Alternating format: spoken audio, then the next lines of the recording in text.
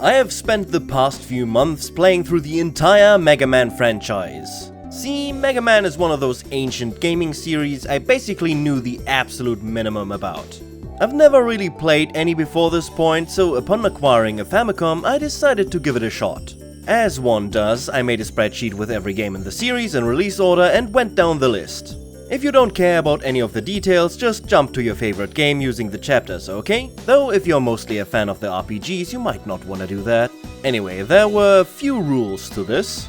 First of all, I have to give every game a fair shot. That's what I'm here for after all. I'm discovering a new series for myself.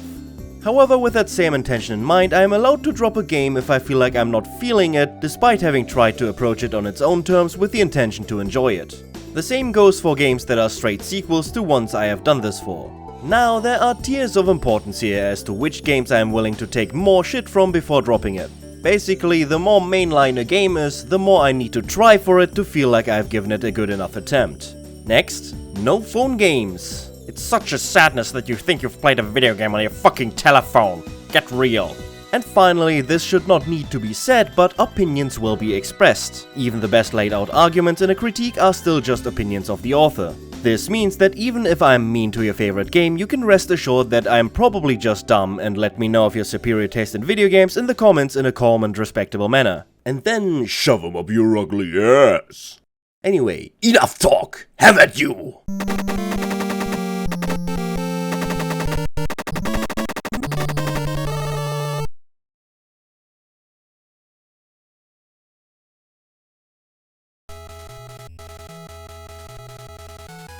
The first Mega Man game for NES is an interesting game when viewed as part of the whole franchise. It introduces so much of what would become the Mega Man formula, yet it also contains some oddities that make it stand out from the crowd. But first things first, Mega Man is a platformer. You can jump and you can shoot. An interesting quirk to your shot is that while you can shoot as fast as you can mash, only 3 bullets can be on screen at the same time. This means that going close to an enemy oftentimes lets you shoot more bullets more quickly. Unless of course they bounce off the enemies, in which case there's a penalty of being able to shoot less bullets until they clear the screen. I think this is a pretty cool system overall. It probably originated from an attempt to keep lag down, but it actually turns out to encourage careful but aggressive play pretty well. There's also a little quirk to Mega Man's movement. Before he starts to run, there's a short delay where he just inches forward a bit. This is probably because this game can be quite precise sometimes. Not that you really ever have enough time to use this maneuver, but it's the thought that counts. Levels are generally linear with occasional branches for extra rewards and possibly some secrets. Getting a bit ahead of myself, being able to open different paths for secrets or to make a section easier with different weapons you collect is a very cool and, in my opinion, underrated part of the Mega Man experience. There is even an extra utility weapon in Man's stage for which you need a weapon that can destroy these blocks.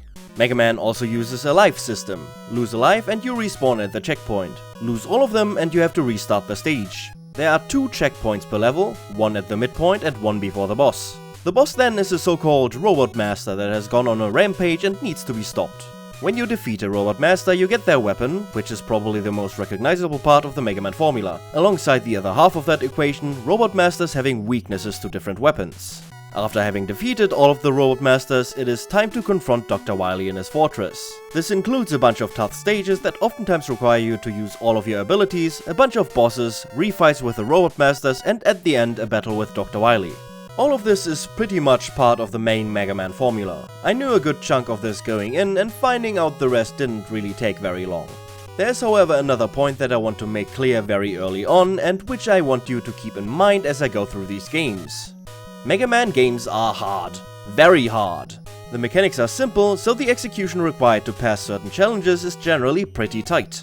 This is just an immutable fact about almost every Mega Man game. If you don't find these games very hard, then good job. You are very cool and everyone is very impressed. Anyway, everything I have mentioned so far is true about pretty much every Mega Man platformer in some form. Now let's get into what makes this game unique. First of all, there are only 6 Robot Master stages, and the stages in this game are somewhat inconsistent in length and difficulty. Gutsman's stage is over in no time at all, but contains a pretty difficult gimmick with these platforms, while Cutman's stage is pretty easy overall, but takes a bit longer to get through. Robot Masters also have about 6 years of invincibility frames when you hit them. This varies from game to game, but I think this is pretty close to the longest it ever gets. And speaking of the Robot Master fights, Mega Man is kinda famous for having this strict order to follow where one weapon is good against one boss and so on. Well, not to completely spoil it, but that only really takes effect with Mega Man 4. Yes, it's here in some form, but that's not the whole story. Lots of them have multiple weaknesses, even if there is a clear best one. The magnet beam being something you find in a stage and also required to beat the game is also a combo I don't think ever comes back. The magnet beam is a pretty cool tool in general, but also a bit weird to use. Finally, there is my nemesis, the Yellow Devil. This guy's patterns are just impossible for me to dodge. He's a major roadblock at the end of the first fortress stage, however in this game specifically there's a way to make him a bit easier. The select pause glitch allows you to repeatedly press select to pause the game, while an attack like the Thunder Beam is inside of an enemy, and then unpause, causing it to deal damage again. In a game that would otherwise have an insane difficulty spike near the end, this is a lifesaver. But yeah, Mega Man 1. It's a bit of an inconsistent game and it has its fair amount of jank and bullshit, but in the end I liked it. There's some stuff about it that makes it unique from the other games in the series, like the score system and somewhat strange feeling jump, but most of that just boils down to curiosities or flaws, I guess, that I wouldn't really count in its favor. It's a classic example of the first game that didn't quite get it right, but came close enough for a second game to hit it out of the park. I give Mega Man for NES a 6 out of 10.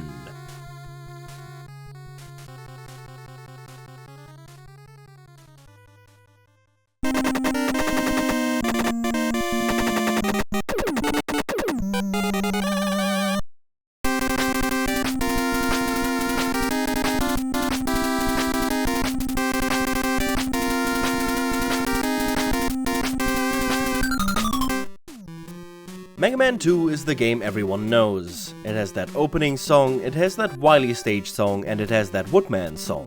It is also the single best-selling Mega Man game until Mega Man 11, so yes, the music is good, but what else about this game is it that makes it so much more popular than the first one? Well, a lot of things. Basically, think about all of the jank and weirdness I talked about in the first game and remove that. The Robot Master count was also raised to 8, where it would remain until time immemorial.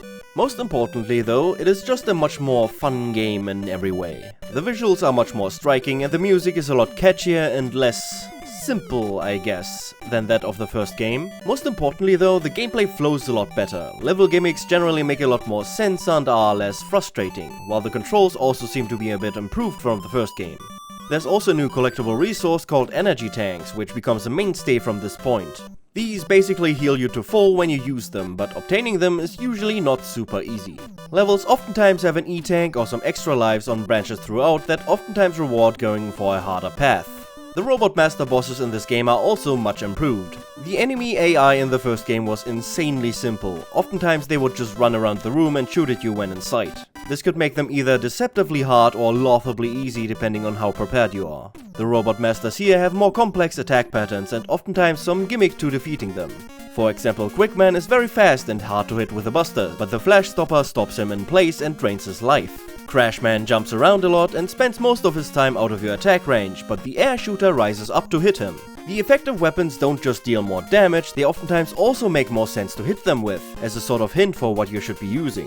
Shoutouts to the Metal Blade, which is strong against most things and uses like no ammo. It is pretty much this game's MVP. Another thing that was changed to something that would appear almost unchanged in later games is the way your movement tools work. Rather than finding and potentially missing them in levels, you're now given your items 1 to 3 when you defeat specific Robot Masters. In some games this would be just the number of Robot Masters you have defeated, but here you get specific abilities from specific Robot Masters. Item 1 is a little platform you can jump on, item 2 is a jetboard that is very useful for horizontal gaps, and item 3 crawls up walls, which is definitely the most situational of the 3. All of these are useful and even required in various ways in the fortress stages of this game, which I also find are an improvement over the first games. It really feels like a final gauntlet to go through and it's growing on me.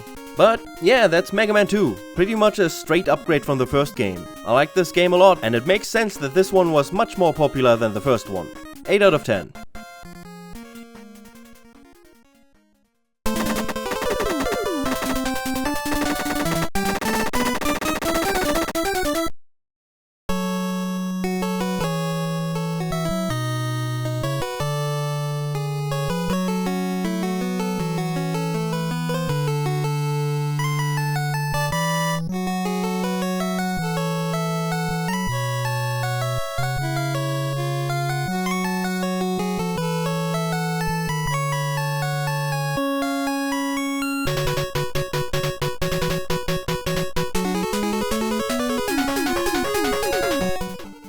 Mega Man 3 is where opinions start to split a little bit. Did you hear that intro song though? Having the best music gotta count for something. Mega Man 3 introduces a new mechanic to Mega Man's moveset with the slide.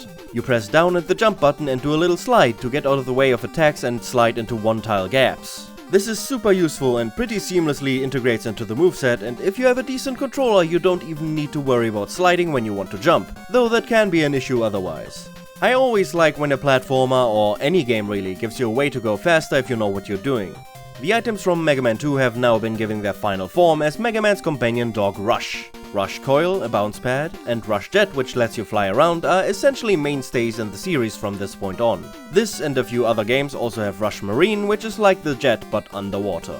When it comes to the levels, Mega Man 3 is apparently of the opinion that Mega Man 2 was a bit too easy and cranks it up a notch. Most stages have some sort of tight platforming section that can really eat into your lives. People say this game is unfinished, and I guess that's some sort of fact about this game, but the only part where I can actually feel that personally is with these platforms in Snake Man stage. If you're unlucky and standing on the ground when they pop up, you might get zipped into the pit. There is another set of levels in this game however, and those are real ballbusters. After defeating all of the Robot Masters, 4 of their stages get taken over by dock robots. These stages are at times frustratingly hard, and their checkpoint distribution certainly leaves some things to be desired. While there are some really tight platforming sections here, what makes them the most difficult is in my opinion the fact that there are 2 Robot Master boss fights in each. One before the halfway point and one at the end. These dock robot fights are with Mega Man 2's Robot Master's movesets, and their weaknesses to the weapons of Mega Man 3 are much less pronounced. The tough platforming and double boss fights can really make these feel impossible, but in the end they're beatable. After that, the Fortress stages feel like a piece of cake. The slide and generally great selection of Robot Master weapons make this game feel very smooth and satisfying to play when it works, though sadly that's not really the case all the time. I very much like this game, even if it has some issues, and I think this slide is a worthwhile addition to the series. I give Mega Man 3 a 7 out of 10, and now I'm going to pass the microphone back to me from 3 months ago.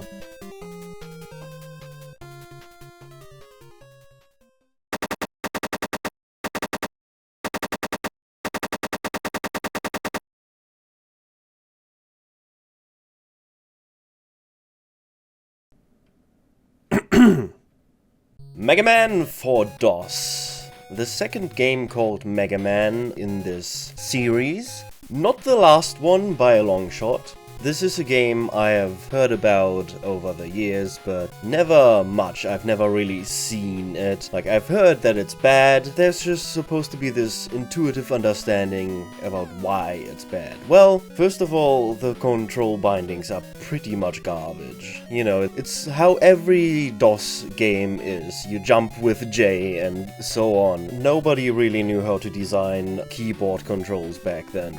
But yeah, well, if you use DOSBox and fiddle around with Joy-to-Key to make it feel good on a simple digital controller, then it's fine. It's fine.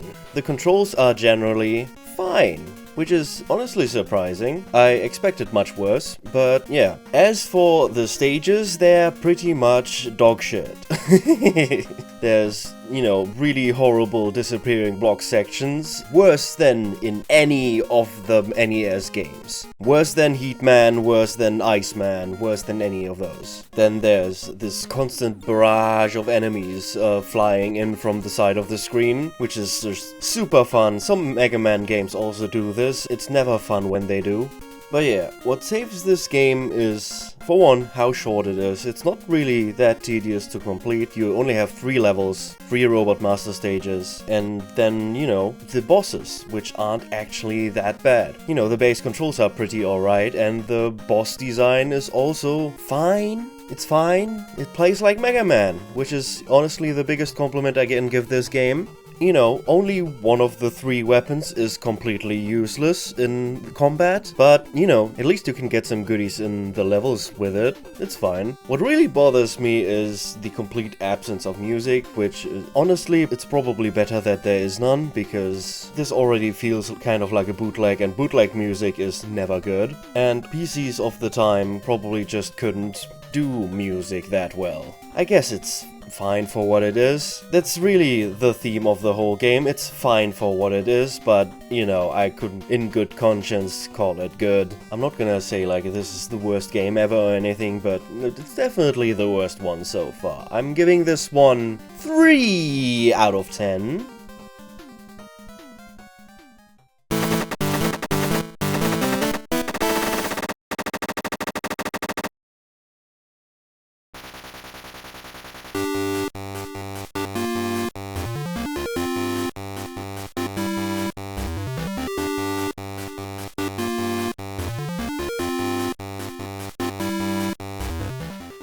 Mega Man Dr. Wily's Revenge, or Mega Man World, is the first Game Boy Mega Man game. It mostly takes from Mega Man 1, that means that it mostly contains the Robot Masters and stages from 1, just, you know, cut down and compressed to a smaller screen. It isn't, however, completely accurate, because the game is a lot more sluggish than the NES games. Mega Man just moves slower, doesn't jump as high. Everything is a little more delayed, I feel. Not in an input delay kind of way, it's just, yeah, it's sluggish. The Robot Masters are also way too tanky to ever beat with the Buster. There's so little room to dodge any of their attacks that they can easily outdamage you. The Robot Master stages are generally fine, but they're also so cramped. It oftentimes leads to really precise design with how little space you have to work with. A lot of the platforming challenges in this game are just designed around jumps that are way too tight, and it just makes the whole process a little bit tiring. After you beat the Robot Master stages, you get to the Wily stages as always, and those are absolutely awful. They're 2 CBT gauntlets of completely unreasonable length, which I had absolutely no fun playing through. I don't blame anyone for using save states in this game. I'm generally against the use of save states in any game, even in the original series Mega Man games. Games are generally designed around their life systems and continue systems. When you give yourself infinite lives like that with save states, then you're essentially saying that the game doesn't deserve to be played on its own terms and instead has to be modernized or whatever. That's what I think anyway. And I also think that playing through games with their intended life systems is generally fun, even if it can be frustrating to have to redo things at times. But I can't say the same about this game. I mean, it's also just because of the game feel this game has. Like I said, it's very sluggish, it doesn't feel great to play the way the NES games do. Especially with your jump reaching half the screen, it's really awkward to avoid any kind of obstacle while jumping. I might just be mad because I'm bad, but honestly, I don't want to be good at this game. It's not too much fun. The things that are also fun in the NES games aside, there's really no reason to ever pick this over any other Mega Man game. The music is also kinda butchered. It's very shrill a lot of the time. Yeah, not a big fan. I'm giving this one a 4 out of 10.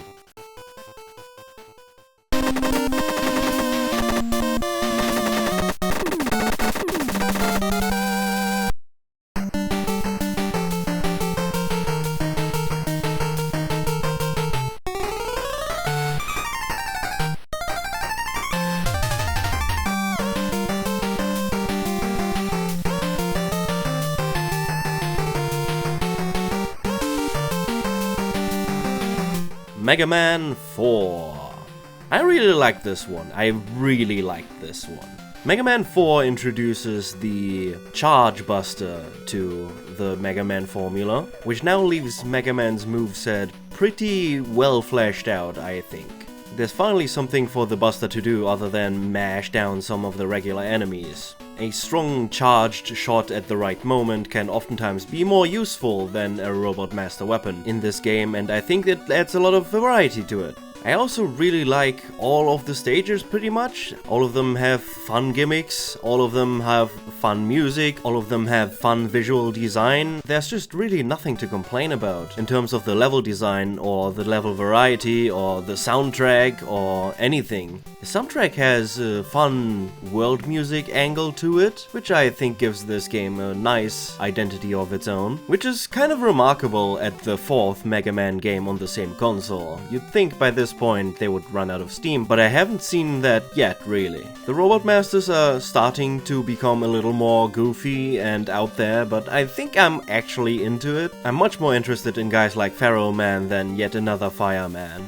One thing I also really like in this game is the Wily/Cossack stages. There's now 8 of them in total, which is a lot, so it actually feels a lot more like just the second half of the game rather than the epilogue, I guess. And to be honest, none of it even slightly resembles CBT, which is really refreshing after Mega Man 3 and Mega Man 4 DOS and Mega Man Wily's Revenge. It's just a lot of fun from start to end. I think if any of the other classic Mega Man games are better, then I'll be seriously impressed, because I really like this. I'm giving Mega Man 4 a 9 out of 10.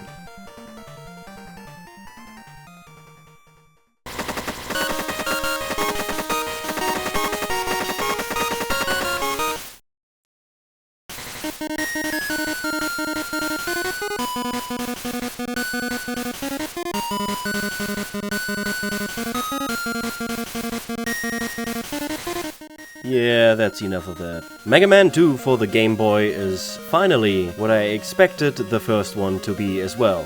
It is just a cut down and compressed version of the NES version of Mega Man 2. It actually contains half of the stages and Robot Masters from Mega Man 2 and half of the stages and Robot Masters from Mega Man 3, which is kind of an interesting oddity. I guess they wanted to catch up with the NES games, as they were already at number 4. But yeah, the stages and Robot Master fights are mostly faithful to the NES versions, just adjusted for the smaller screens of the Game Boy. The controls are still kind of sluggish, Mega Man still moves a little slow for my taste, but rush abilities are here, the slide is here actually, which is something the NES version of Mega Man 2 did not have. And yeah, it's just pretty decent. If this is all you had to play Mega Man 2 as a kid, or if you just wanted to play on the go or in your room or whatever, this would have been a fine option.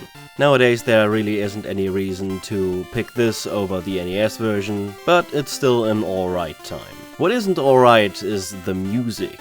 The music is really shrill and features original compositions, which I think are pretty much garbage. I don't know what they thought here. The Game Boy conversions in the first game didn't really go that well, but that's not a reason to never try again. But yeah, as it stands, I am giving this game a 5 out of 10.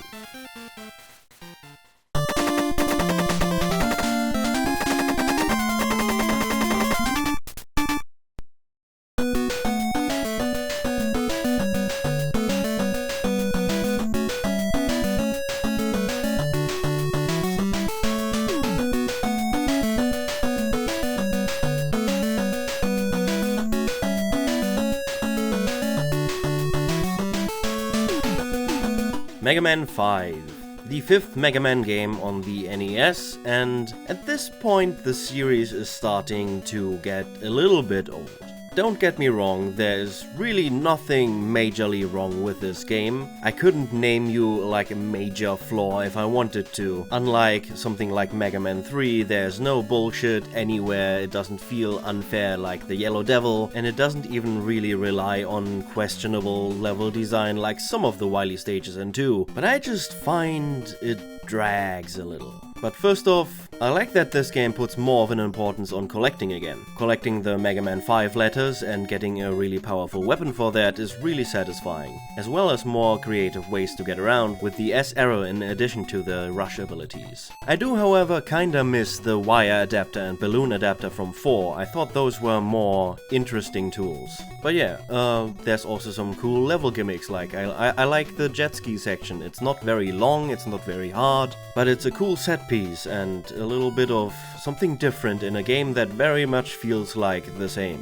I do however feel like the Robot Master abilities are slowly becoming less unique or just becoming more situational and kinda useless if they are something unique. There's yet another bomb, there's of course some generic projectiles, but the charge kick and the power stone don't really feel all that useful outside of just damaging the Robot Master they're strong against. I also really started to feel the length of this game. At first I thought this might have to do with me playing so many Mega Man games in a row, but I don't think so anymore. I have played more Mega Man games since, and there have been some better ones. Ones that I feel respect your time a little more. Don't get me wrong, it's not like this game really wastes your time. I just feel like there's maybe 1-2 levels too many in the Darkman or Wily stages. And with a collection quest like this, I would have really liked to be able to go back to some of the earlier stages while going through the endgame. It's just really minor annoyances like that and a vague feeling that I'm not really having as much fun as I could be. The music is also not really that impressive, it doesn't really stand out to me at all, which is a first for me in the series really. So far every game has had its own style and I don't really feel that with this one. I do however have to say that it is very nice looking. At this point in time the SNES was out and even NES games got a slight upgrade in visual quality as the hardware was brought to its limits. So yeah, it's still quite a decent Mega Man game. I've been doing a lot of complaining here, but none of it is all that major, so in the end I'm gonna give this game a 7 out of 10.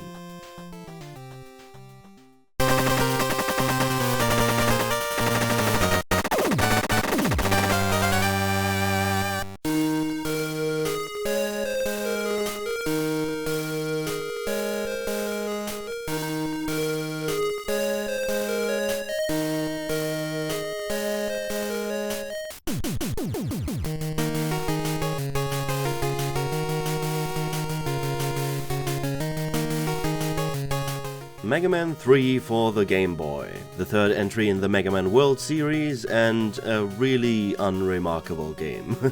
It follows in the footsteps of Mega Man 2 for the Game Boy, in that it contains half stages from Mega Man 3 and half stages from Mega Man 4, and it features both the slide and the charge shot, the latter of which didn't exist in Mega Man 3. The music is actually pretty close to the NES originals for this one, I'm impressed. This is not the same developer as the second, but the same developer as the first Mega Man game for the Game Boy, so I guess they weren't that impressed with the soundtrack of the second Mega Man World game either. Sadly, with a change back to the developers of the original Mega Man Game Boy game, the level design also came with it. Awful platforming due to tight jumps and the sluggish controls make this game much more of a pain to play again. Especially a lot of the level gimmicks from 4 don't really fit the small screen and lead to very weird situations. Another CBT gauntlet for the books. Yeah, I didn't really like this one either. It's better than the first one, but I would still prefer the second one over this. And so I'm giving this game a 4 out of 10.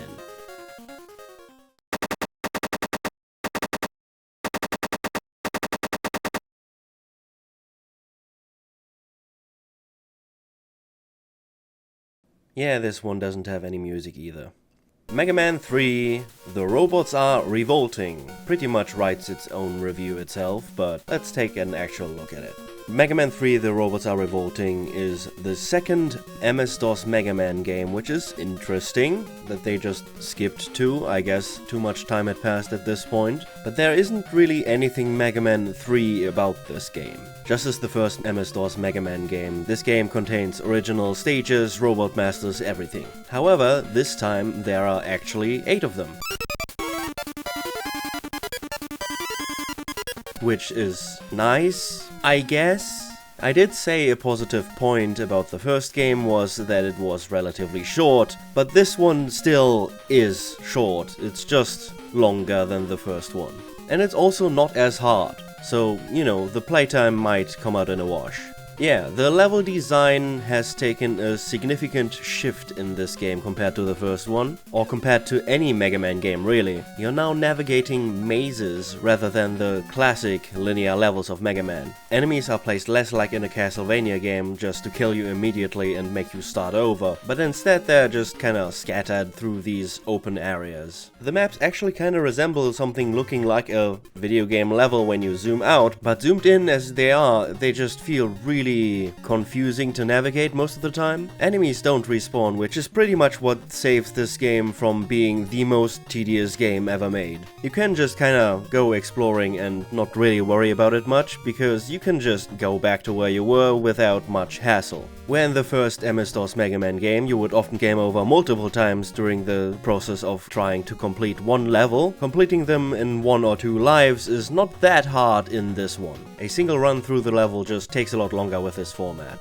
The base gameplay is still pretty bad. You know, the platforming sucks, the shooting is alright, the boss fights are fine, the weapons are okay, they're pretty boring. What isn't any of those things is the water controls. The water controls elude me to this day, even though I have beaten the game. You just kinda press directions and hope that you bounce into the right openings to progress. But yeah, overall, this is almost alright.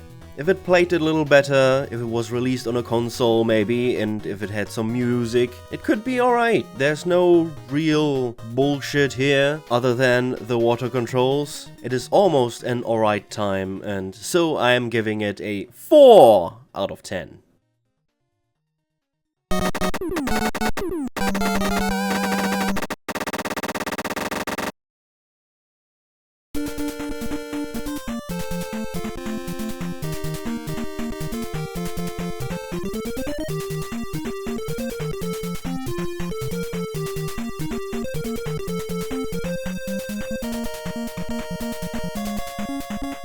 Wily and Wright's Rockboard is the first real spin-off of the Mega Man franchise.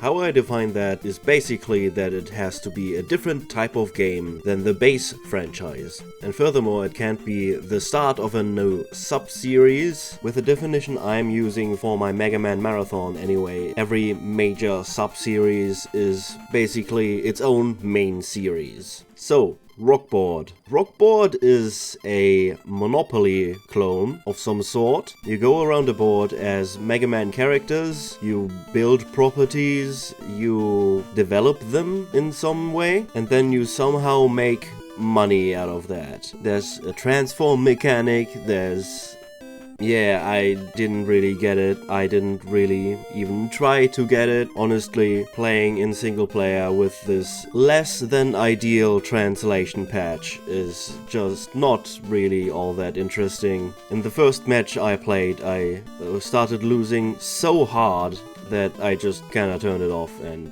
yeah, that was it. If there are any hardcore Rockboard fans out there, I'm sorry. I just didn't really give much of a shit about this game. I give it a fucking 3 out of 10, who cares?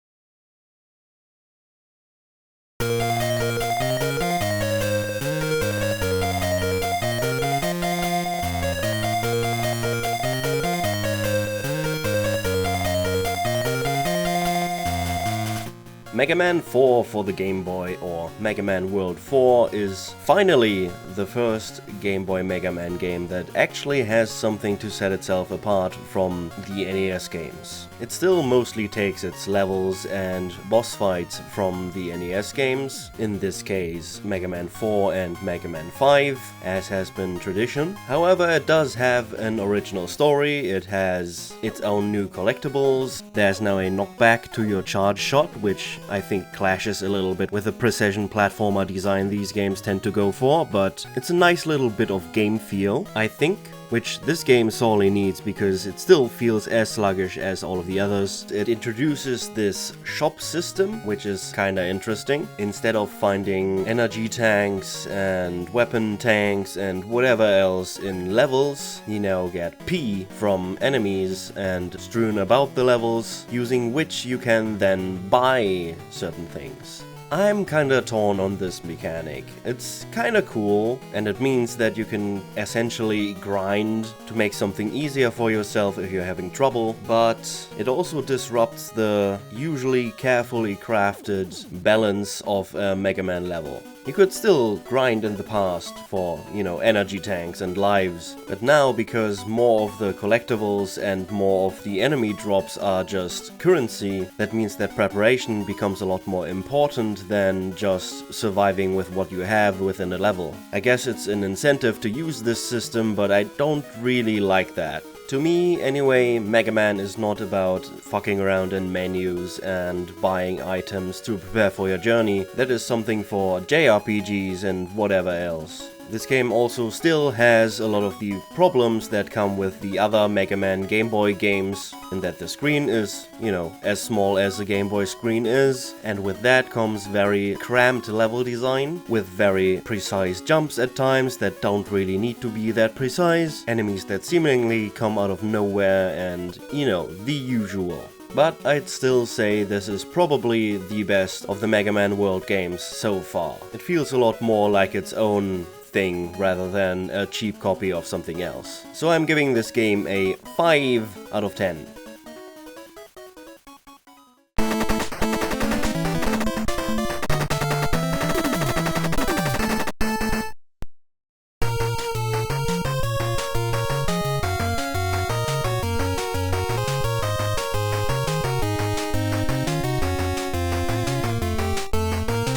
Mega Man 6, the finale of the NES Mega Man series. And I think it ends on quite a high note.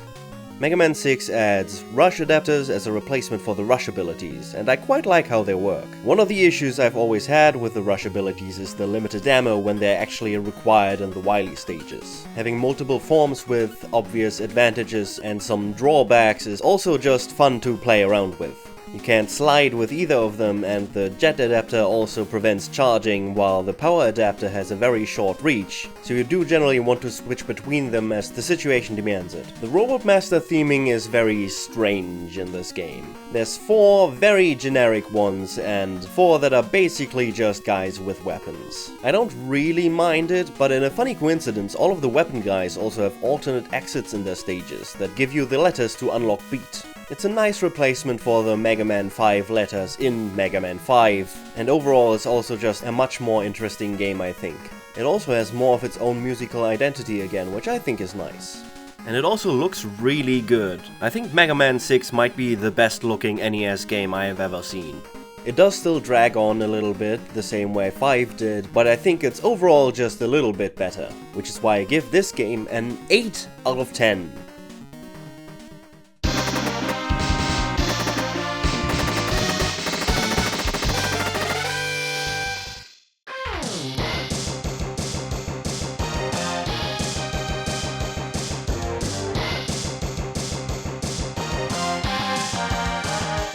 If there's one Mega Man game you hear more about than any other, it's Mega Man 2. But if there's one Mega Man game about which you actually just hear positive things about the game itself and not about the music or anything else, it's Mega Man X.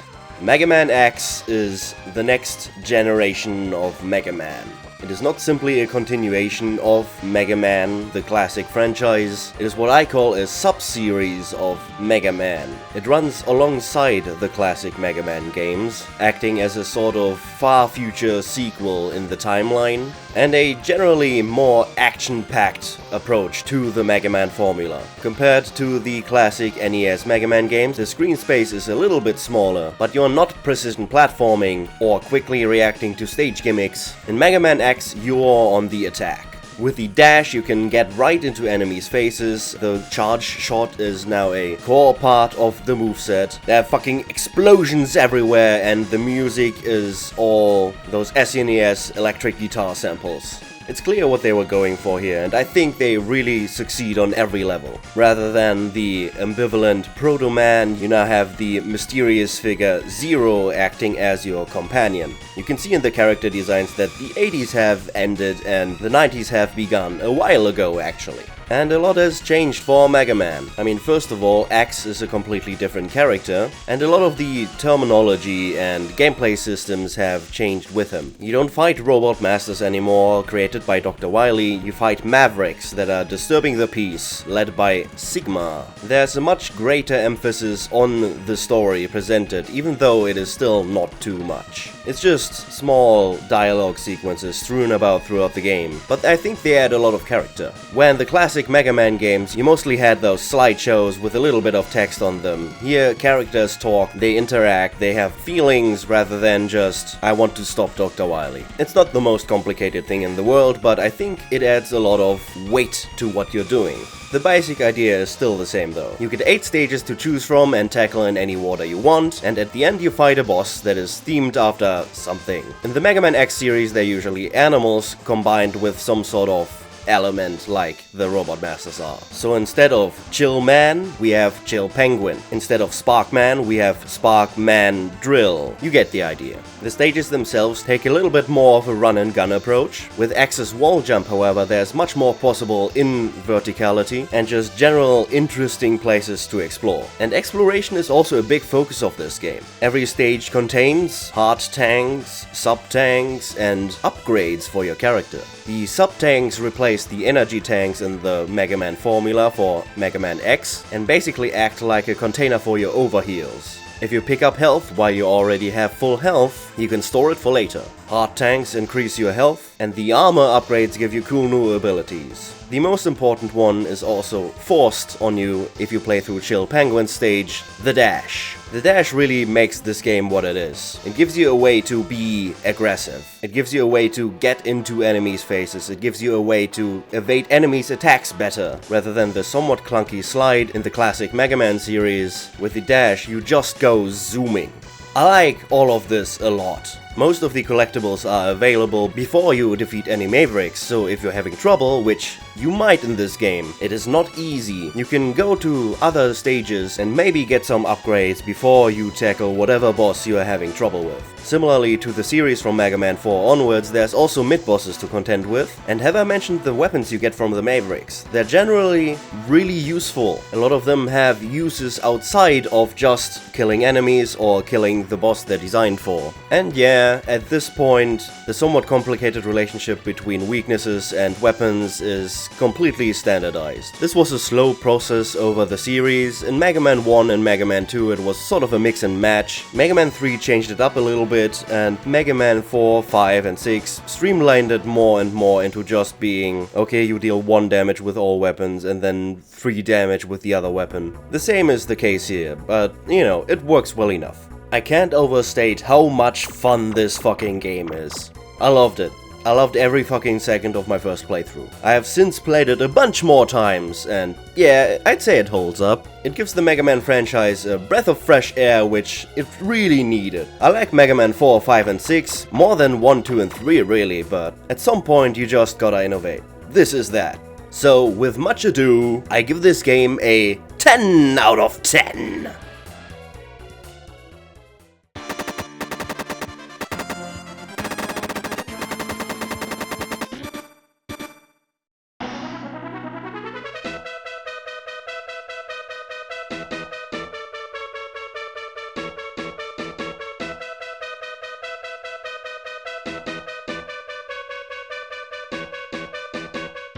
Mega Man Soccer is a Mega Man themed football game for the SNES. The first SNES game featuring the classic series Mega Man characters is a football game for some reason, and there's really not that much to it. It's just a football game. You pick Mega Man characters, like here's Pharaoh Man, and then you play football with them. As far as I could see, there's nothing Mega Man about this game. You just play football. Yeah, it's functional. It's definitely functional. I could play a round of football with this game. And yeah, Cool. Mega Man Football, Mega Man Soccer, whatever. Mega Man Football. It's called Mega Man Football. Who cares? Mega Man Football. Mega Man Football gets a 2 out of 10.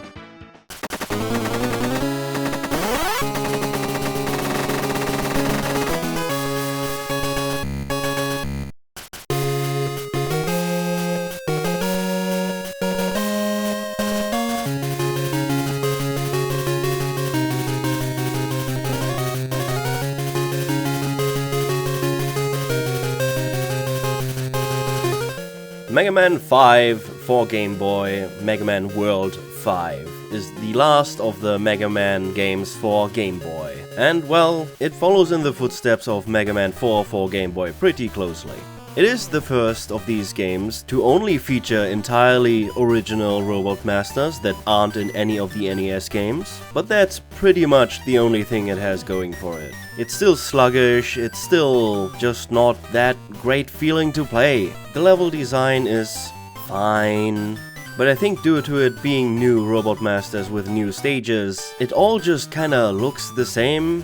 All of the tile sets kinda look like the same shit over and over again, which kinda goes against what I want to say, and that is that this game has a lot of character to it. There's little cutscenes and, you know, charm to everything here, but the levels just look all the same. I get that that's a limitation of the Game Boy to some degree, but the previous games also did it. They just mostly copied tile sets from the NES games and adjusted them. But yeah, if I had to say, it's a little bit better than Mega Man World 4 in my opinion, but you know, it's still not up to par with even the worst of the NES games. With that in mind, I'm giving this game a 5 out of 10.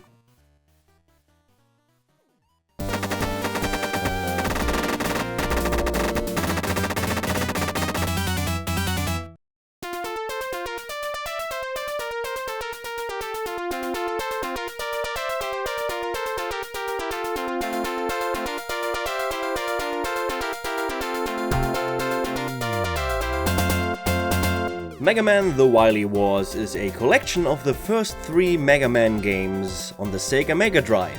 It is what we would call nowadays kind of a remaster with updated textures, in that it is mostly accurate to the NES originals, but on a new platform with slightly more powerful hardware, and all of the sprites have a little more color to them. Look at these gradients. I expected this to be kind of a safe bet to recommend, but it's not really.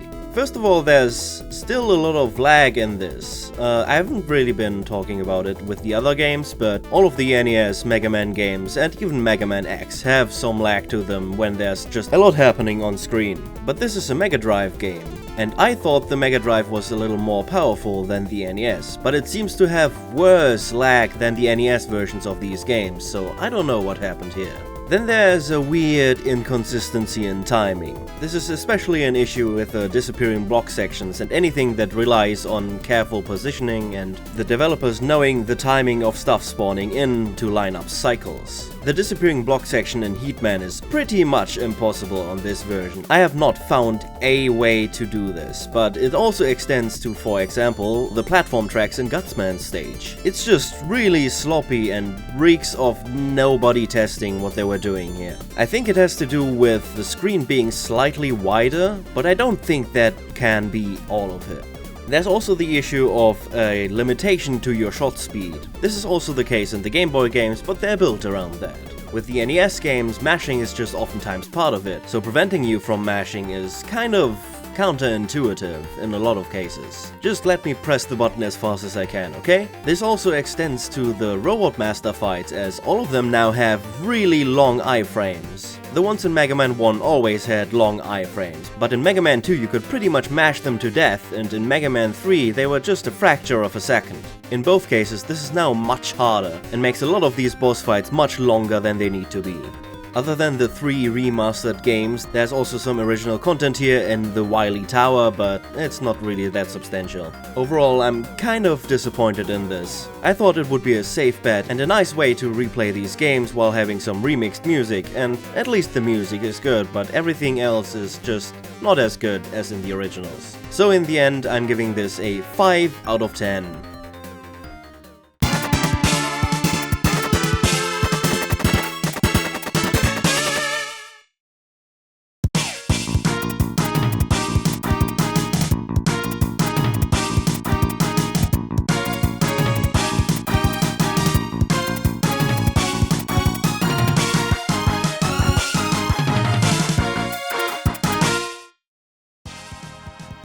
Mega Man X2. With Mega Man X there's a pretty high bar set, and I think X2 does quite well in following it up. One of the nicer things about this game is that you now start with the dash, which is kind of part of the core moveset anyway, so I think it just makes sense. And for the most part, this is just, you know, the sequel to Mega Man X. It does a lot of very similar things, and it does a lot of very similar things well. I like most of the levels, I like the weapons, I like the Mavericks. I think some of the Mavericks stay off screen for a bit too long during the fights. For example, fighting Wheel Gator can get old at some point when you're just waiting for him to pop up all the time, but it's not a huge issue. I like the subquest of collecting Zero's parts during the game, though I'm not a huge fan of how they can just disappear at some point if you progress through the game too much. One kinda interesting and fun thing this game also does is, in the first game, the upgraded Buster was more of a bonus upgrade. You got it at the start of the Sigma stages for free, but you could get it earlier if you wanted to.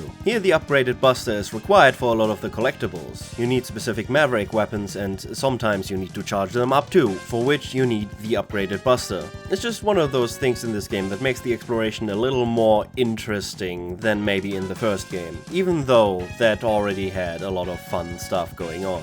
The new air dash is also a fun addition. I think it kinda takes away from the dash jumping of the first game and how unique it kinda makes the movement, but overall it's a positive, just gives you a little more options to deal with things.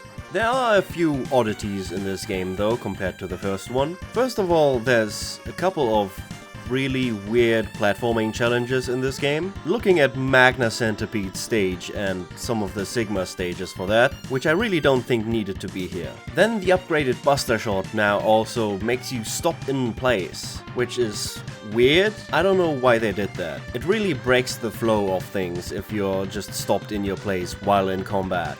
Though one thing I also want to mention about this game is the soundtrack, which is kind of insane. The soundtrack for the first game is great, but this is just different. The soundtrack to Mega Man X2 is really something special, and I think it's oftentimes overshadowed by the first game. It really shouldn't be. But yeah, this is mostly a very straight sequel to Mega Man X. Nothing was touched too much, there are no major changes in the formula. If you have played the first game and enjoyed the first game, you are probably going to enjoy this one as well. I don't think it's quite as strong overall, maybe that's just a novelty factor wearing off a bit, but I just think that the first game was so thoroughly good and there's some slight moments and slight design decisions in this one I don't quite agree with, so I'm giving this one a 9 out of 10.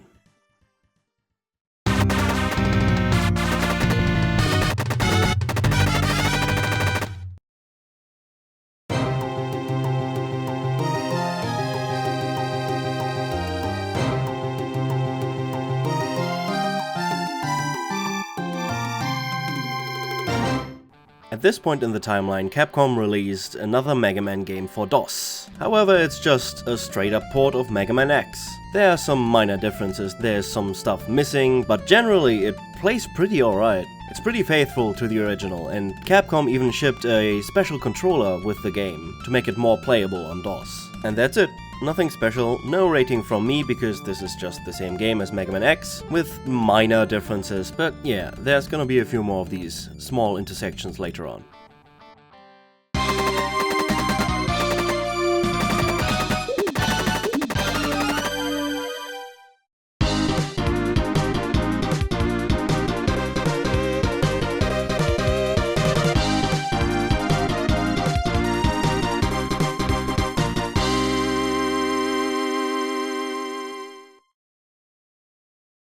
Mega Man 7 is the debut of the classic Mega Man series on the SNES. After Mega Man X has cemented its place in the franchise, now we can go back and take a look at how classic Mega Man does. And it's weird. This game seems to take a lot from the Game Boy games for some reason. First of all of the sprites are very big, which makes the general screen space really small, like in the Game Boy games. Then there's also the point shop, which has the same positives and negatives as it does in the Game Boy games. But the base gameplay is good, the stage gimmicks are generally fun, and the game only relies on pixel-perfect jumps a little too much. One thing that also comes with the smaller screen space is that boss arenas are either too small to dodge or too big to fit on the screen. This makes some of the boss fights pretty annoying, but in the end they're all doable. Another thing this game takes from the Game Boy games is the split of the Robot Masters into 2 parts. You get to choose between 4 of them first, and then once you've beaten all of those, you get the next 4. I don't really like that. I prefer the freedom of getting things in whatever order I want. One item they brought over from the Game Boy games I like, however, is the energy balancer. This is basically built into the Mega Man X series, but in classic Mega Man this is still just an unlock. Basically, when you pick up weapon ammo, it either fills up the one you have equipped or the one with the least ammo available. This is just a nice convenience feature, which I honestly think should be part of the base, but a collectible is also fun. And that's another thing, this game has a lot of collectibles. Pretty much all of the items in the shop can be found somewhere in the stages, which is something I like a lot. The Rush adapter from Mega Man 6 is also back in this game, just combined into one, which I also like a lot. So yeah, there is a lot to like about this game. I'm just not a huge fan of the platforming. But yeah, overall, this is still a pretty decent game. I would say it is just below Mega Man 5 in my estimation, just because I really don't like the small screen space. And with that in mind, I'm giving this game a 7 out of 10.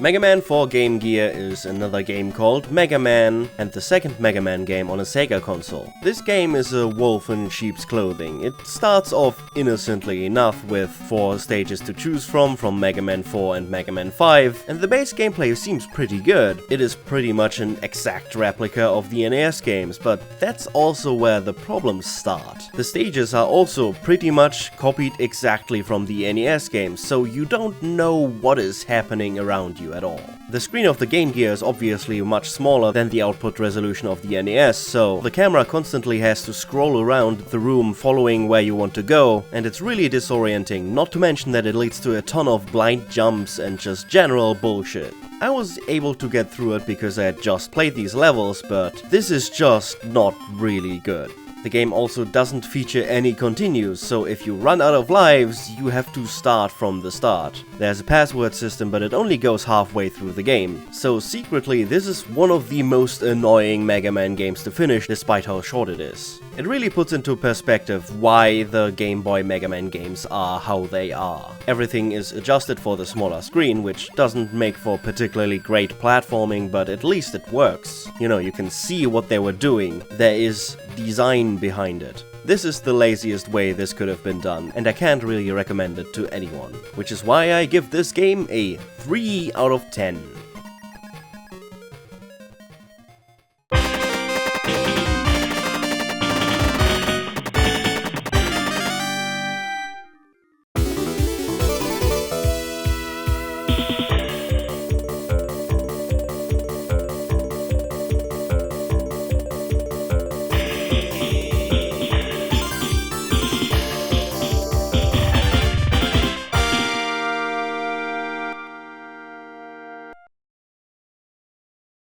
Mega Man The Power Battle is an arcade Mega Man fighting game.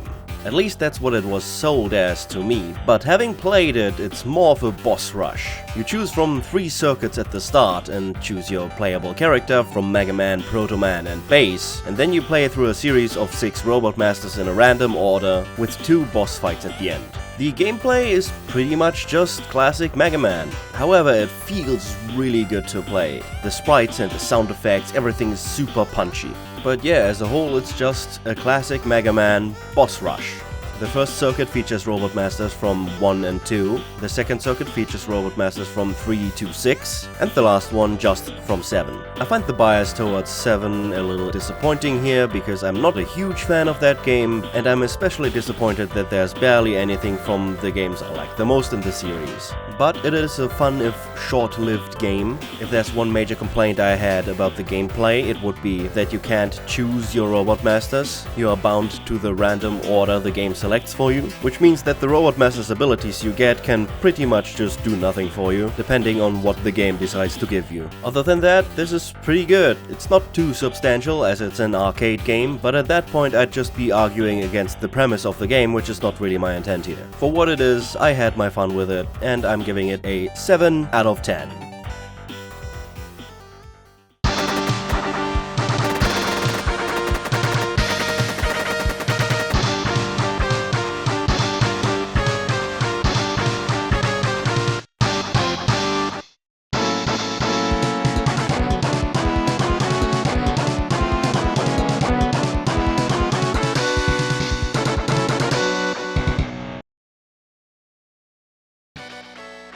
Mega Man X3 is the third Mega Man X game, as you might be able to guess. Still on the Super Nintendo, though with a PS1 and Saturn port the next year, which is honestly pretty low effort. It remixes the music a bit, but otherwise it's kinda forgettable. The base gameplay is basically unchanged from 2. You start with a dash and there's an air dash to find later, there's a buster upgrade and a body upgrade and a helmet upgrade, all the usual stuff. But I wouldn't say this game is just treading water. I do enjoy sequels that are just basically level packs for the previous games, but this is not entirely that. For one, the structure of the collectibles is way different here. This started a bit in Mega Man X2, but here you generally need a lot of stuff to get most of the collectibles. Almost nothing is available from the start, and with the new right armor system, there's just a lot hard-locked behind the right armors. Just in general, beating Tunnel Rhino seems to lock off most of the collectibles in this game, and I don't know if I like that. His stage is also one of the hardest in the game, I think, and needing to basically get through that to get any hard tanks at all is pretty frustrating, on a first playthrough at least.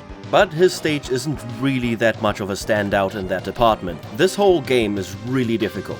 After beating 2 of the Mavericks, the levels also gain additional mid-bosses, which are again really difficult. The levels are also in general longer, oftentimes also containing mid-bosses by default, in addition to Bug Bite and Vile. But I still really like this game. Pretty much all of the boss fights are really fun, all of the levels are really fun, once you have them figured out at least. I like the way that you need more different stuff for collectibles now, even though I don't like how locked off everything is from the start. There's also just a lot of these now, with sub-tanks, the armor upgrades, the hard tanks, the right armor upgrades, and the super chips. There's so much to get here, but the super chips are also not really my favorite system in the world. You can only equip one of them, and once you do that, you're locked out of all of the others for the rest of your playthrough. There's no way to swap, you're just locked in. While I do appreciate that there's a reward for not picking any of these, in the form of basically a combination of all of them in the first boss stage, I just wish it was more of a swap and experiment type of deal. Get one of the chips for one situation, then swap to another for another situation. I think that would have been fun. But either way, this is how the game is, and I still really like it. The one sort of major complaint about this game I have is the air dash. I don't like the up air dash, and I think the developers noticed that because, spoilers, it is in none of the later games. As long as you're pressing up while you're trying to air dash, you're going to stop in place and try to go up. I don't hate the idea of an air dash up on principle, but making it so you basically lose all of your momentum if you just accidentally hold up is not nice. But yeah, still a really good game. The X series has been really consistent so far, and with that in mind, I am giving this game a 9 out of 10, just barely below X2.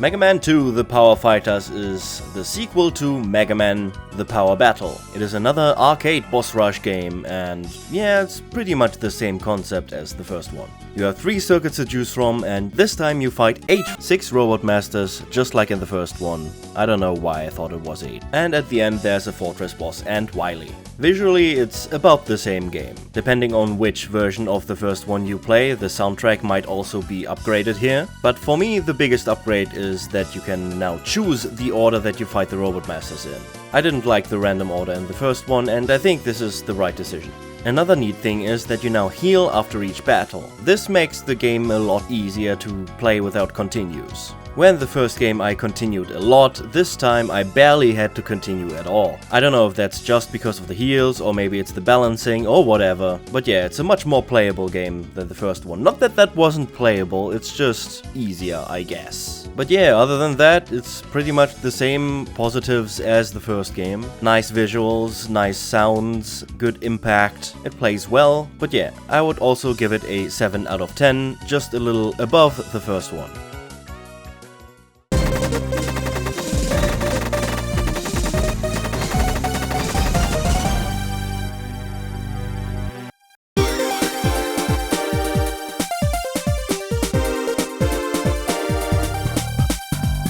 Mega Man 8 is the first Mega Man game for 5th gen consoles, if you don't count the port for Mega Man X3. The classic series really hasn't had a lot of focus lately, with only one game on the SNES, and I can already spoil, only one game on this generation of consoles as well. But maybe that's for the best. Mega Man 8 has a lot of the same problems 7 has, just amplified massively. But first of all, it's a very nice looking game. I think most of the animations are really good, but I think Mega Man looks a little weird, though that might also have to do with how slow he is. Both just normal movement and the slide are really slow for whatever reason, and the size of all of these sprites are just as big, if not bigger, than in Mega Man 7. I get that at this point the main series Mega Man games were mostly supposed to be for younger children, while Mega Man X took over for general audiences. But I just think it doesn't make for very good games. Which is a shame, because this game actually has a bunch of really fun ideas to it. Almost every Robot Master ability has some sort of use out of combat for platforming, and I think that's really fun. You can get advantages in certain sections of the game by using your Robot Master abilities if you are creative. But the problem with that is that it's just not a very fun game to play. Most of the level design is either boring or just kinda awful. There's a lot of enemy spam here. Makes me think about how deliberately the NES games were designed, and it's just kinda eh.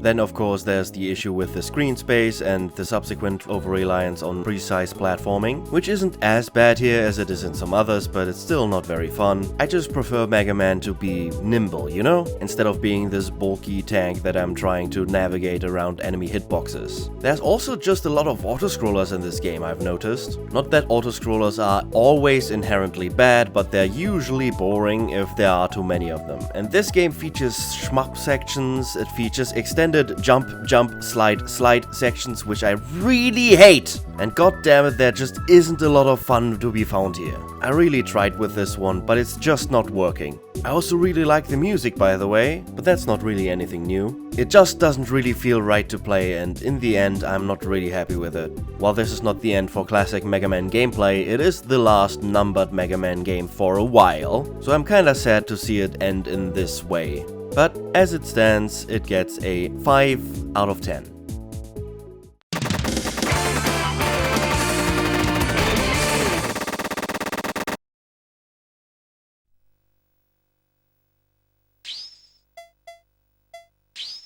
Mega Man Battle and Chase is a kart racer in the Mega Man franchise for PS1. There is really very little to this game. You have a few characters to choose from, some Robot Masters, Proto Man, Raw, of course Mega Man, and each of them has their own stats, as is the norm in this genre. I think the main gimmick of this game would be that you can modify your car as you like.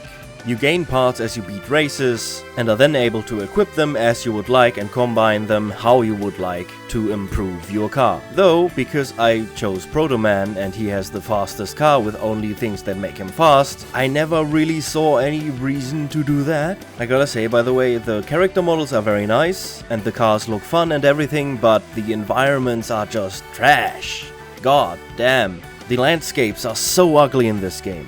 And believe me, I've played my fair share of PS1 racing games. They don't look this bad. It's also just not fun to play. The driving physics are extremely stiff. And this might just be me sucking, but it's also extremely slow from what I have played. I'm supposed to be in a reasonably fast car, but I'm cruising at best. The tracks are also extremely uninteresting. Maybe there are more tracks later, but what it seems like to me is that you just drive the same tracks over and over again and just increase the difficulty with more races. If there is some more depth to this game, I am not interested. I had minimal fun playing this game. I'm giving it a 2 out of 10.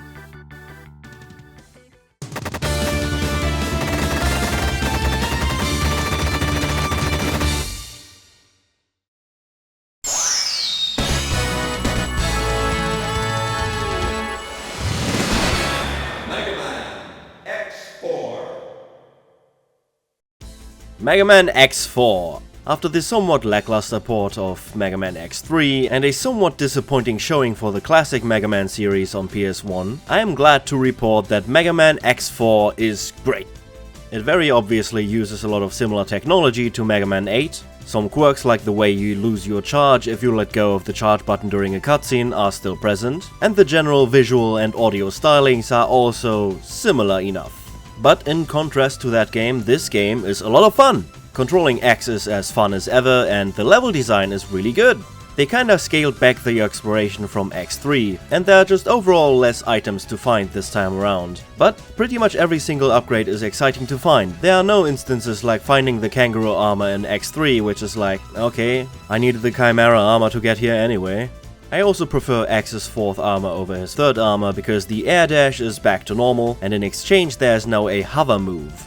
The hover is an interesting part of the moveset, but it's surprisingly useful in some parts, overusing a dash. I also like that there are 2 buster upgrades to choose from, which by the way work like I wanted the chips to work in X3. One of them lets you stock up charge shots to fire out quickly later, and one of them gives you a big shot that deals damage over time. But one of my favorite things about this game is actually the weapon selection. Both normal and charged up, these weapons can oftentimes be used for various things. For example, Web Spider's weapon can be used to wall jump off to reach higher places. And the charged version of Magma Dragoon's weapon is a replacement for the upwards dash. I much prefer this for a situational move like that over directional inputs on something you do a lot. I also think most of the boss design is really good.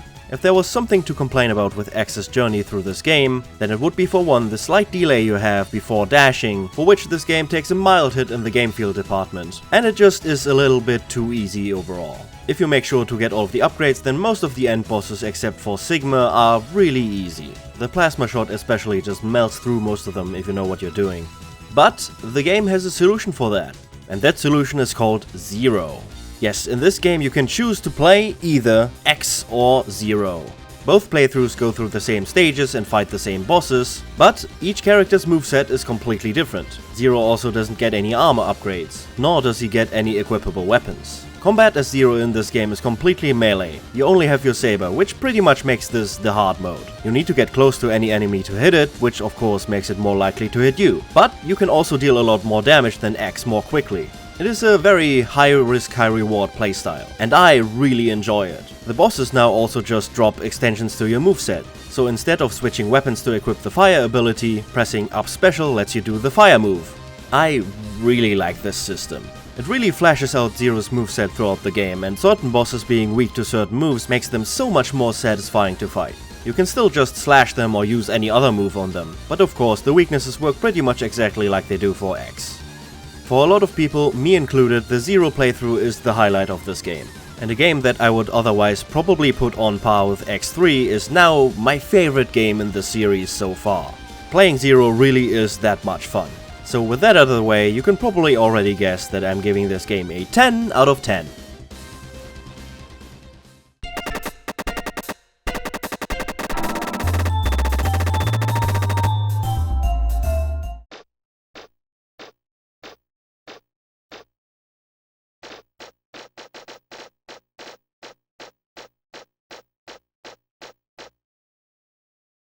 Mega Man Legends! The start of a new sub-series for Mega Man, and this time it's 3D! With very few examples of where to go in the term of making a platformer in 3D, Capcom decided to not do that for Mega Man at all. Mega Man Legends is more of an action-adventure, Zelda style.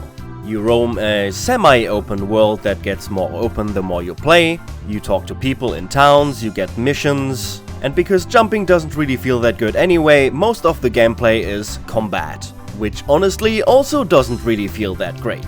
The game has a weird log-on, strafing is strange. Coming from a perspective of having played games that are kinda similar in approach but just execute much more fluently, this is a little tough to play. But I got used to it, as one does, and at that point you can at least start appreciating the visual design of this game. Landscapes maybe aren't this game's strong suit, but the town looks really nice, and the character models have so much goddamn character to them that they probably created this game's fans all on their own. As is to be expected, there's also a much greater emphasis on story this time around.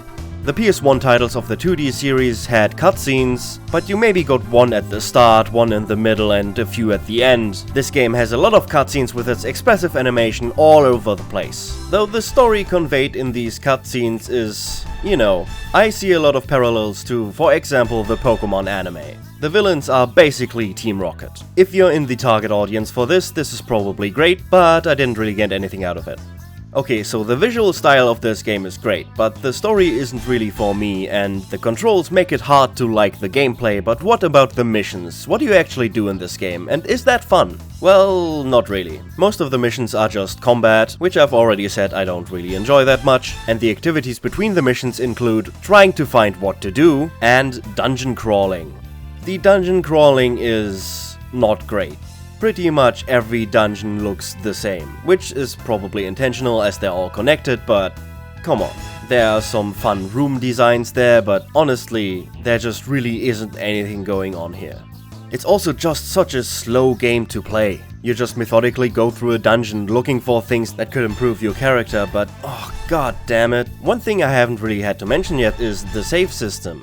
In both Mega Man and Mega Man X, levels have checkpoints, and if you run out of lives, you have to do the level from the beginning. Levels are not very long though, it never really becomes tedious to have to replay one thing over and over again unless it is something like the Wily stages in Dr. Wily's Revenge. When you game over, you also get to continue, you're not just booted back to the title screen. Well, this game has saves, which is a good thing. Mega Man 8 also had saves, and so did Mega Man X4. However, in this game it is both only possible to save at specific locations, and you have to initiate it yourself. Dungeons do not have any checkpoints within them, so if you ever die in a dungeon, even if you saved before going in, you have to crawl the entire thing again. Going through every path, collecting every item you want, killing all the enemies again. It's just a slow process. And that combined with the aforementioned trying to find what to do next, can make this game get really tiring.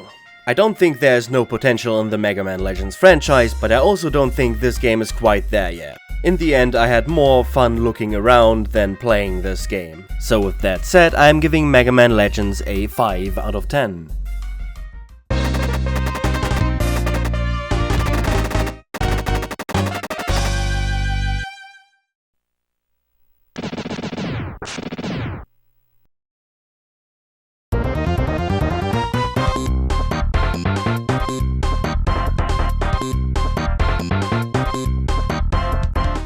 Mega Man and Bass is a classic style Mega Man game for the SNES using a lot of sprites from Mega Man 8.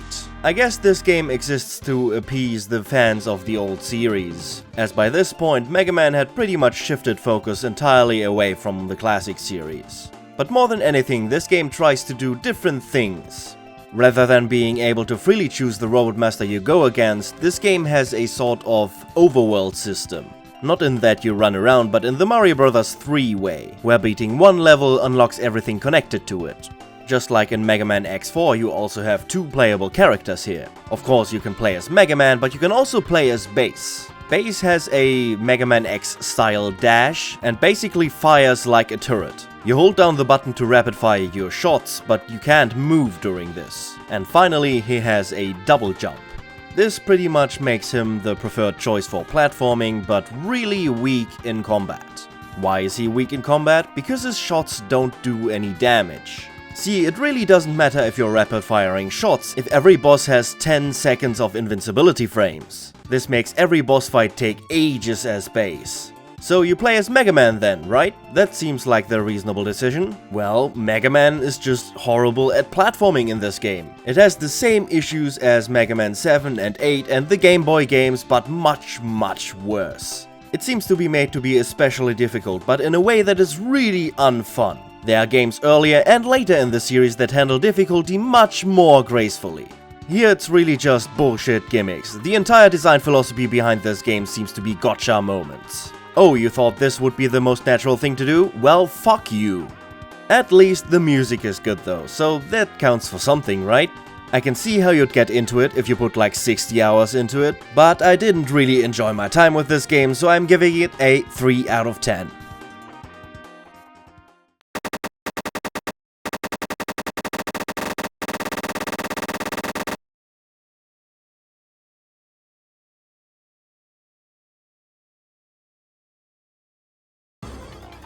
Super Adventure Rockman is an FMV game for the PlayStation or Saturn. It plays out like an episode of a Mega Man anime, but every once in a while you will have to make a decision that will slightly influence the story. Sadly, this game is pretty much entirely untranslated. While there is a patch that adds subtitles to the videos, it's pretty much unplayable. I mean, the choices aren't translated either. There's also combat in this game, but it's a kind of first-person light gun kinda thing. And of course, without the light gun. There's very little to it, and it really has nothing to do with Mega Man gameplay. But yeah, is the story good? Nah, not really. It's very much in the style of a TV show for very little kids, of which I am not one, so I didn't really get anything out of this. 3 out of 10, let's move on.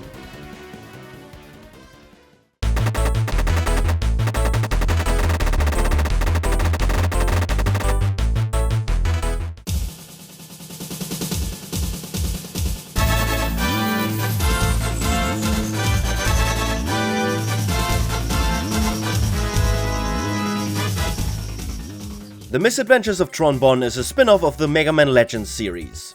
It features the main rival of the Mega Man Legends games, Tron Bonne, basically a member of Team Rocket. And if I had to describe its gameplay, it would be one of those Yakuza series side modes. Not the minigames, but one of those major side stories that have like a management side to them. The goal is to earn money through various activities and rescue your family. These activities range from combat missions to dungeon crawling to puzzle missions. The base action gameplay is pretty similar to that in Mega Man Legends, but it has been a little bit refined here. Everything is a little smoother, I would say. Moving the character around isn't as much of a pain anymore, but it still has a lot of the same issues like the lock-on. One thing Tron can do that Mega Man can't is commandeer these little minion guys around. It's a little bit like Pikmin or the Clank section in Ratchet & Clank, but the action gameplay is not what I spent most of my time with in this game. Since everything kinda works towards the same goal, you can really choose whatever missions you want. You by no means have to do all missions to reach the end of the game, so you can safely focus on whatever is most fun to you. And for me, that just happened to be the puzzles. The puzzles are a somewhat unique take on the Sokoban genre. You pick up boxes and move them around, trying to get the ones with useful resources onto your ship. The catch is that some boxes can only be carried a certain number of spaces at a time, and you can only pick up boxes a certain number of times during each stage. It makes for some quite entertaining puzzles, I think. That combined with the menu-based mission structure really helped the pace of the game for me. Running around an overworld aimlessly trying to find things to do is really never fun. And the visual design is just as good as in Mega Man Legends. So yeah, the main part of the game is still not really my favorite thing ever, but I had a decent time with it, which is why I'm giving this game a 6 out of 10.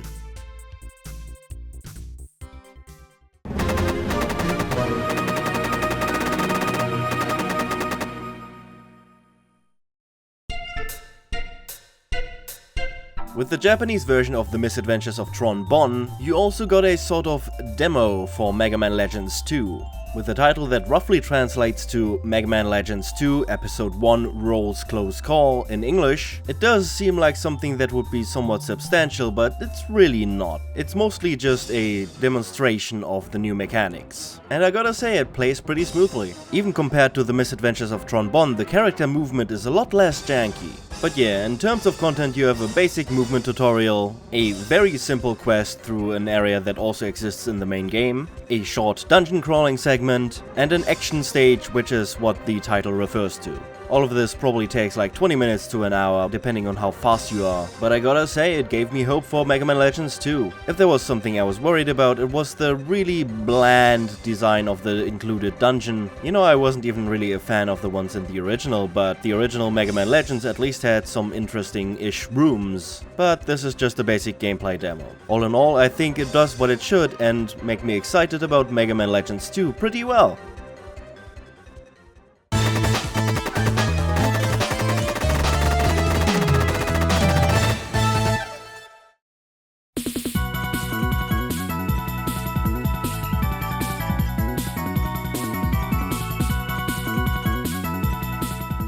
Rockman Complete Works, or Mega Man Complete Works if you translate it, is a set of ports of the original 6 Mega Man games for NES on PS1. You know, when I originally put these on my list, I thought they would be more substantial. I don't know, I guess there would be more to talk about. But they really are just faithful ports of those games. You know, there's some goodies like a gallery and some remixed music, but even that seems kinda undercooked. Only Mega Man 4 through 6 have fully remixed soundtracks if you use the guide mode. The first 3 games only have select remixed tracks, and only if you hold down a button while you start the guide mode. I don't know, I guess I expected more from this. Overall, they're just a completely fine way to play these games if you only have a PS1 for some reason.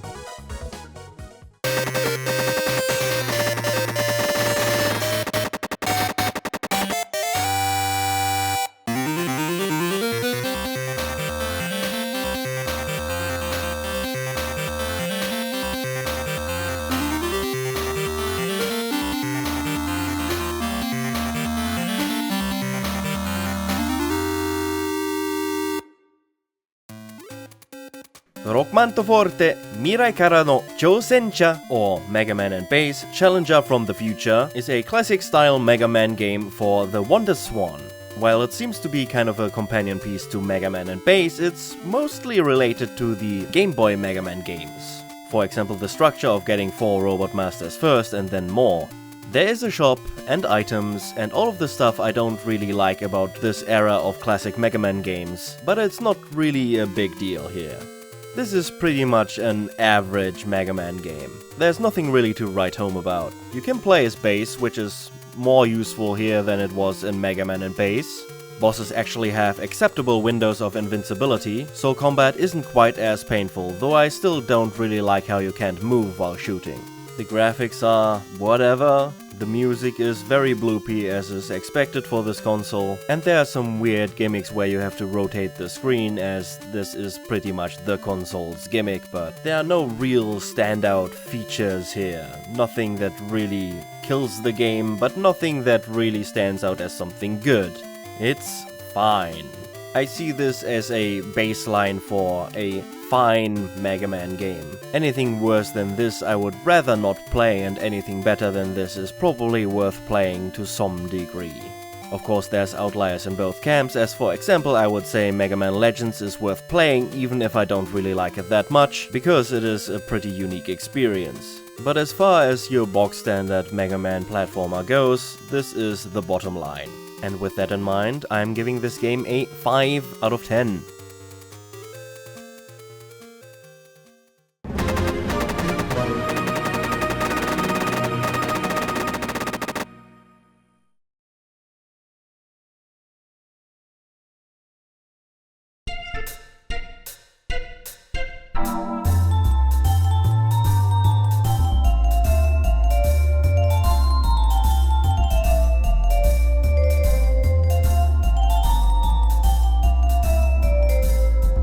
After a spin-off and a teaser, Mega Man Legends 2 is the first proper sequel to Mega Man Legends.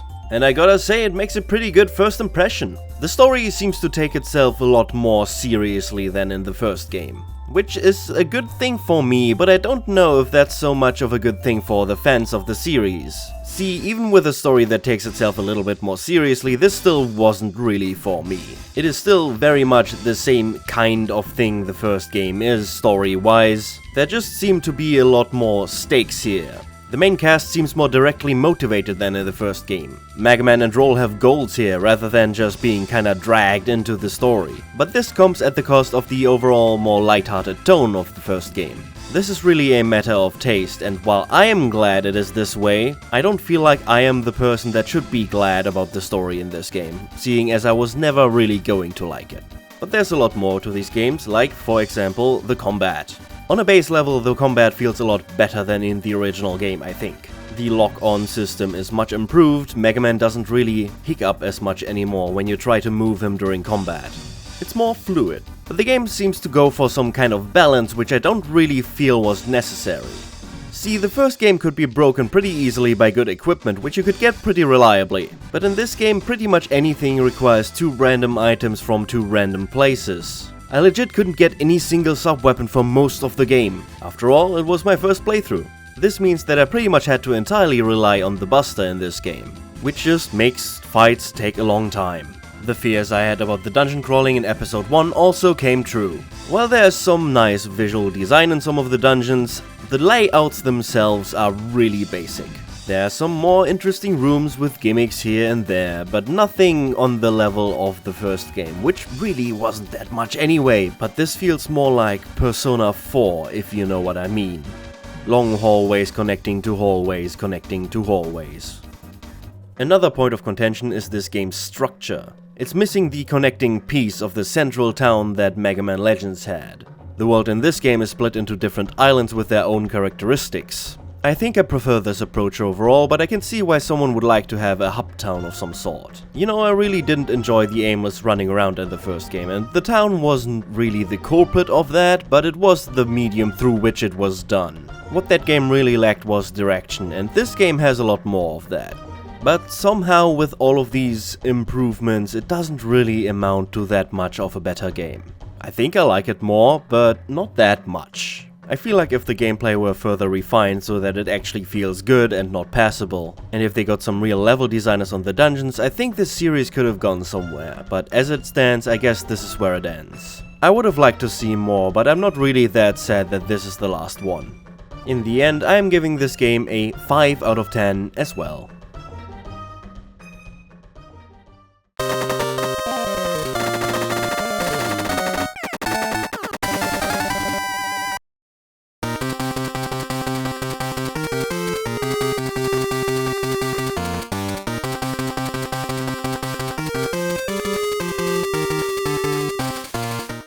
Mega Man Xtreme is the Game Boy Color spin-off of the Mega Man X series, and somehow it actually plays pretty well. You know, the jumping physics, the wall jumps, everything about the movement really feels like it should. There even is an option for a dedicated dash button on Start, which didn't really make any sense on the Game Boy, but I played this on a Game Boy player, which lets you rebind Start to any button you want. So in terms of controls, this is really just Mega Man X on Game Boy Color. It looks pretty nice. The Game Boy Color's color really helps compared to the Game Boy Mega Man games. Even playing those with Super Game Boy Colors doesn't really do it.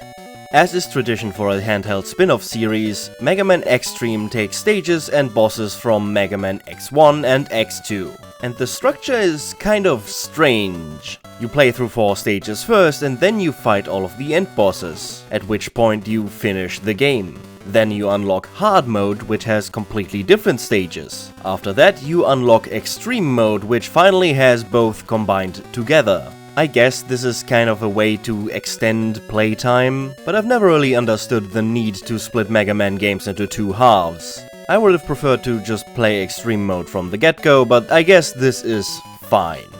My biggest complaint about this game is honestly how unoriginal it is. It really just mostly copies stuff from the first 2 Mega Man X games, with very little original content. But the content it takes is pretty good, and the modifications to fit on a Game Boy Color don't really detract from it.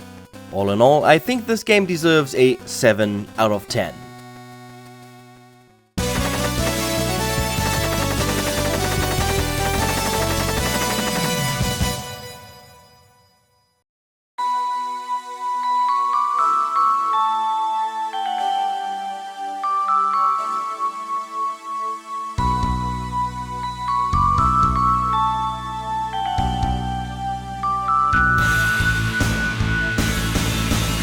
Mega Man X5.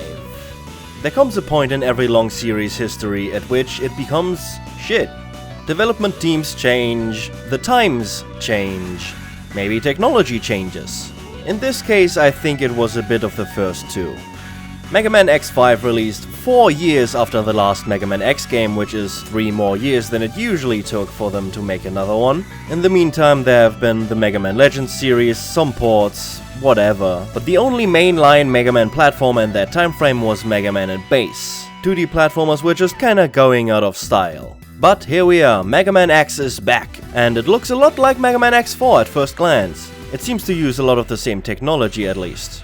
You even start with the armor from Mega Man X4 when you start with X, which is strange. It basically functions as an entirely different character to normal X and Zero, which you can now choose from between missions. There's also ducking, something I have never wanted to do before, but sure I guess.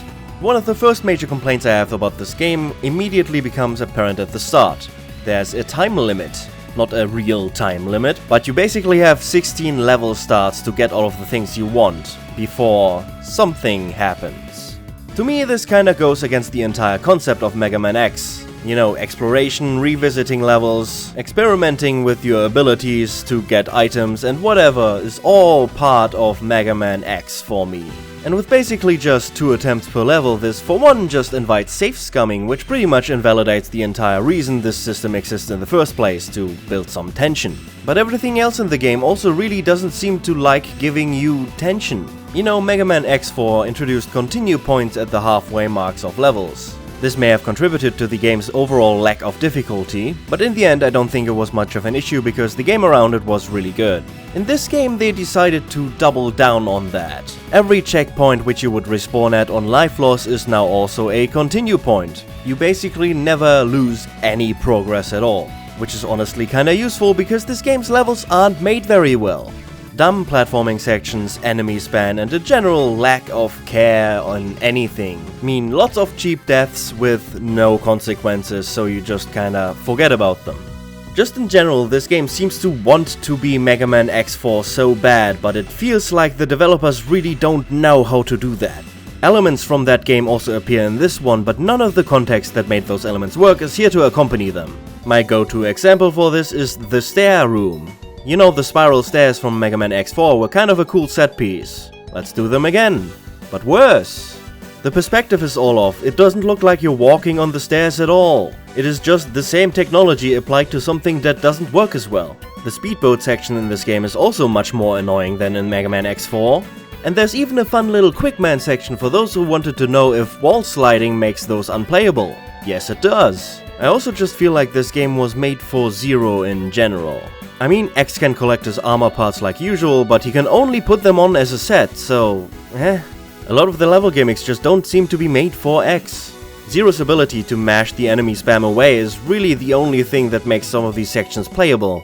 Some levels feature sections that would need X to take damage or have some sort of Maverick weapon to deal with them, while Zero can just kinda slash. And they didn't even really expand on how Zero worked in X4. More of his abilities are now active again and... oh, come on, Alia, please! I really hate how Alia just interrupts the gameplay at random points. It's just really the final nail in the coffin of this game. The base is still good. The level design might be slightly ass, but the gameplay is still good. The music is still good, even if some of the tracks are remixed for some reason and not originals. It looks nice, the story is ass as always. It's just a really forgettable game. And that's honestly not something I can say for most of the Mega Man games up to this point. Even the bad ones have had something to set them apart. Contrary to popular belief, Mega Man is not the same thing every time. Most of the games have their own unique identity. This game's identity is that it's Mega Man X4, but worse. So, yeah. It is with a heavy heart that I say Mega Man X5 gets a 5 out of 10.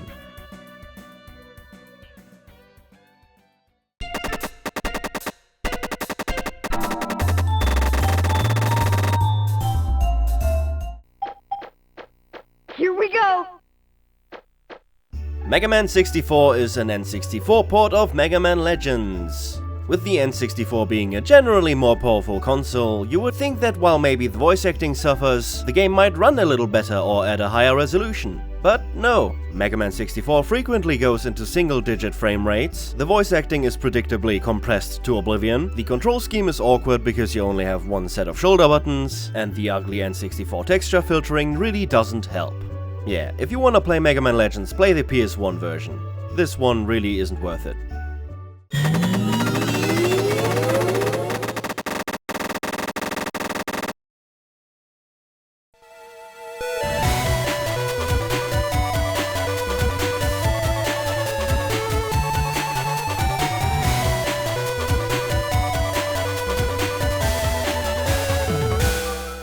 Mega Man Battle Network is the next sub-series in the Mega Man franchise. It is a series of JRPGs for the Game Boy Advance. And it's pretty interesting. The combat system is a mix of turn-based and active, with a deck-building component.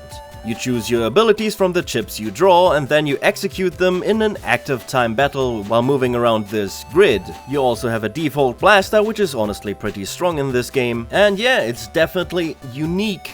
I think I enjoy it to some degree, but it's not really enough to carry a game on its own. It gets pretty repetitive at some point, and with the game's high encounter rate you very quickly get sick of it. This isn't made any better by the dungeon design of this game. You can see very little of wherever you're going at one time, there are no maps, and everything pretty much looks the same.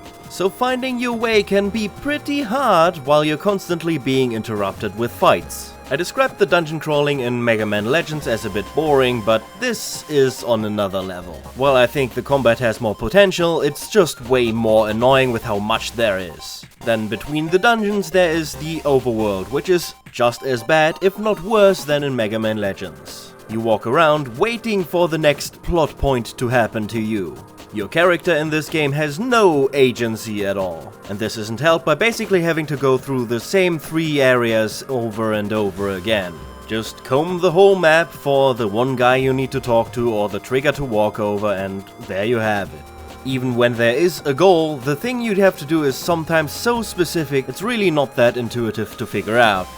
The story, well, I have to confess I have not yet played a JRPG in which the story was actually interesting.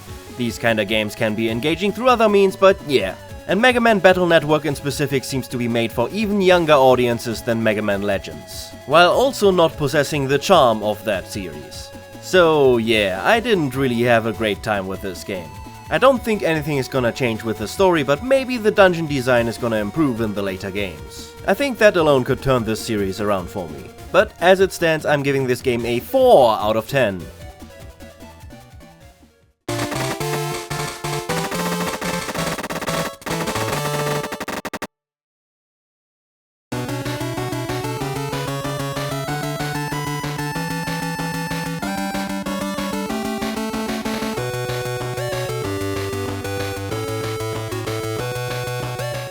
Mega Man Xtreme 2 is the sequel to Mega Man Xtreme, the spin-off series of Mega Man X. And in approach it's pretty similar. It takes stages and Mavericks from the first 3 Mega Man X games, and generally plays like a Mega Man X game on Game Boy Color. Though sadly in this game they realized that pressing the start button to dash doesn't really work on a Game Boy Color, so they removed that feature, and instead you can use the classic Mega Man slide inputs if you want to, in addition to double tapping, which is possible in all of the games. I don't think this is as good as having a dedicated button, but from the perspective of playing it on the actual console it makes a lot more sense. One of the main features this game has over the first game is that you can now play as Zero. It functions pretty much like it does in Mega Man X4, with the twist that X and Zero now have different stages, and in the same way in which you can start hard mode in the first game, you can visit the other characters' stages after completing your own. I'm pretty disappointed in Zero's moveset though. Continuing into this direction after X5, half of his abilities are now activated rather than upgrades to his core moveset, and for some reason all of the activated abilities are found in the first half of the game, so his own stages. I don't like that. The abilities are also kinda lame, so, you know. One weird thing is that they also replaced some stages in this game. I guess the SNES originals couldn't really be converted to the Game Boy Color in some way, and that's why they had to make new levels, but these are all kinda bad. Yeah, overall this just doesn't seem to be as much of a quality package as the first one was. None of this ruins it, but I'm kinda disappointed. I think the first one had a lot of potential, and with added Zero this could have been really cool. But as it stands, I'm giving this game a 6 out of 10.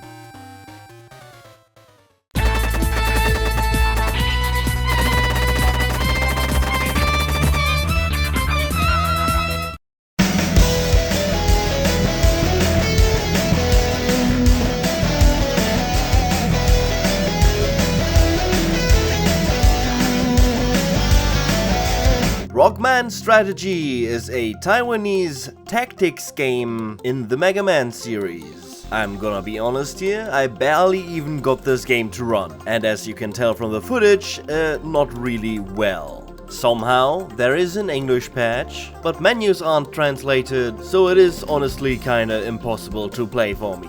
I played through the first mission, you know, it's Fire Emblem. You can move, you can attack, you can probably do other things, but I don't know.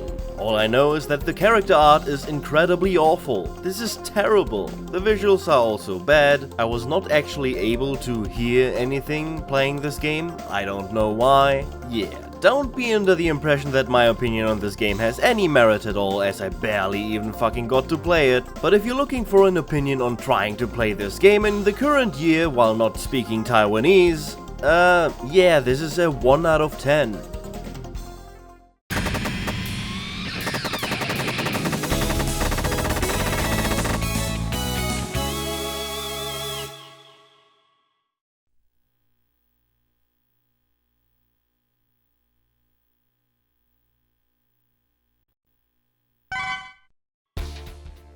Mega Man X6 is the biggest disappointment since...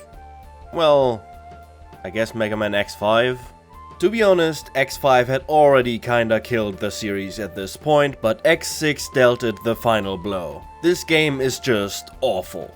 But first off, the good. Alia does no longer just interrupt you while you're doing something else, she instead just has a little pop-up at the bottom of the screen which you can activate yourself. That is good.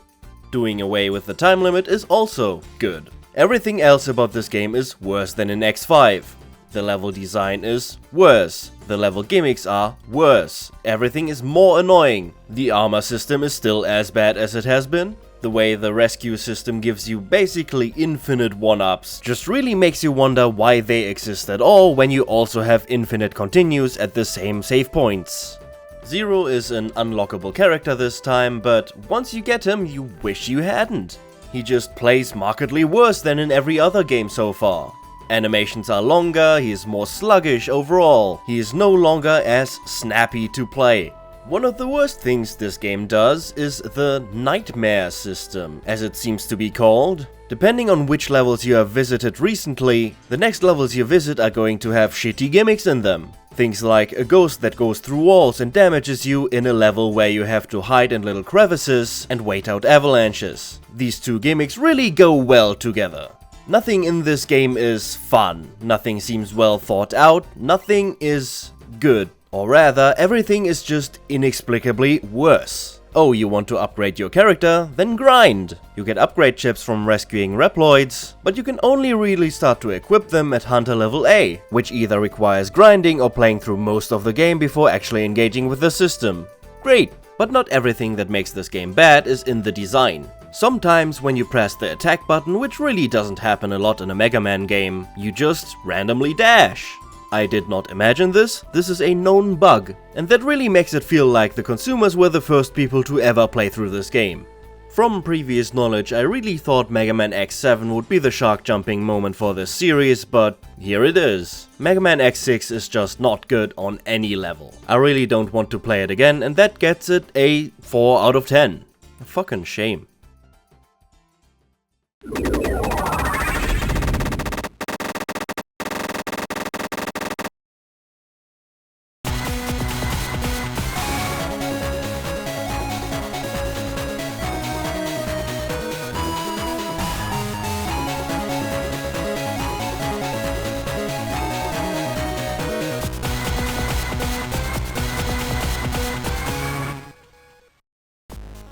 Mega Man Battle Network 2 is the sequel to Mega Man Battle Network.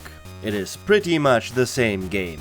It has a few new features like the style system, and encounter rate is a little bit reduced, but it has the same old characters, it has the same old town to explore. There were some minor balance changes to the combat system, but otherwise this is pretty much the same game. Of course, there's a new story and new dungeons, which are marginally better than in the first one, but in the end I guess this was a game for people that wanted more of the first one. I do find this game a little easier to enjoy than the first one, due to the aforementioned reasons. It is never really annoying the way the first one could be. But that's it. I give this game a 5 out of 10, and by God, I hope the next one is more interesting.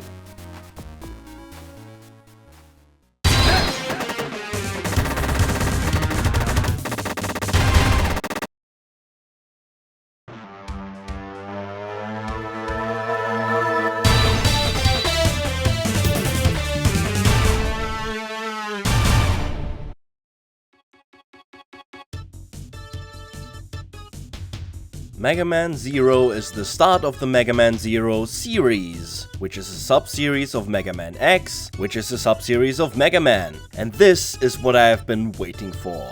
You play as Zero, who controls pretty much like he does in the X series, but with some X in there as well. There are 4 weapons in the game. One of them is the Z-Saber, but one of them is also a blaster that pretty much turns the combat into Mega Man X. The shield is very situational, as I found, and the rod is kinda in the same boat, but is extremely effective for some platforming challenges where you need it to poke on enemies, and one specific boss which needs precise attacks. On the topic of bosses, this game's boss design is top-notch. As a GBA game, I had some concerns about the screen crunch, but those were completely unwarranted. Almost all of the bosses are incredibly fun to fight and need to be dealt with in different ways. There's a nice balance to the combat, I feel, that usually rewards you for good saber gameplay with more damage dealt, but sometimes taking the safer option with the blaster is smarter. Something I'm kind of middling on is this game's weapon leveling system.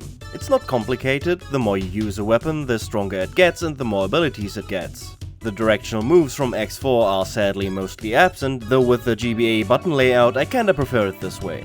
You can equip 2 weapons at a time, so most of the time I went with the saber and the blaster, occasionally swapping the blaster out for the rod.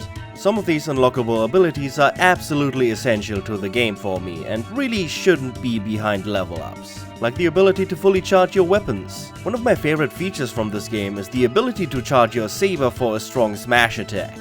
Combined with a new element system that infuses your fully charged attacks with a certain element, this turns your saber into a monstrously strong attack that you need to get into enemies' attack ranges to execute. It's super satisfying to execute well. The element system is the stand-in for the fact that you do not gain your enemy's abilities in this game, and I kinda feel like it's wasted potential. Some elemental attacks can be used for environmental puzzles, but in the end all it does is making you swap to the element a boss is weak against. There really isn't much to it.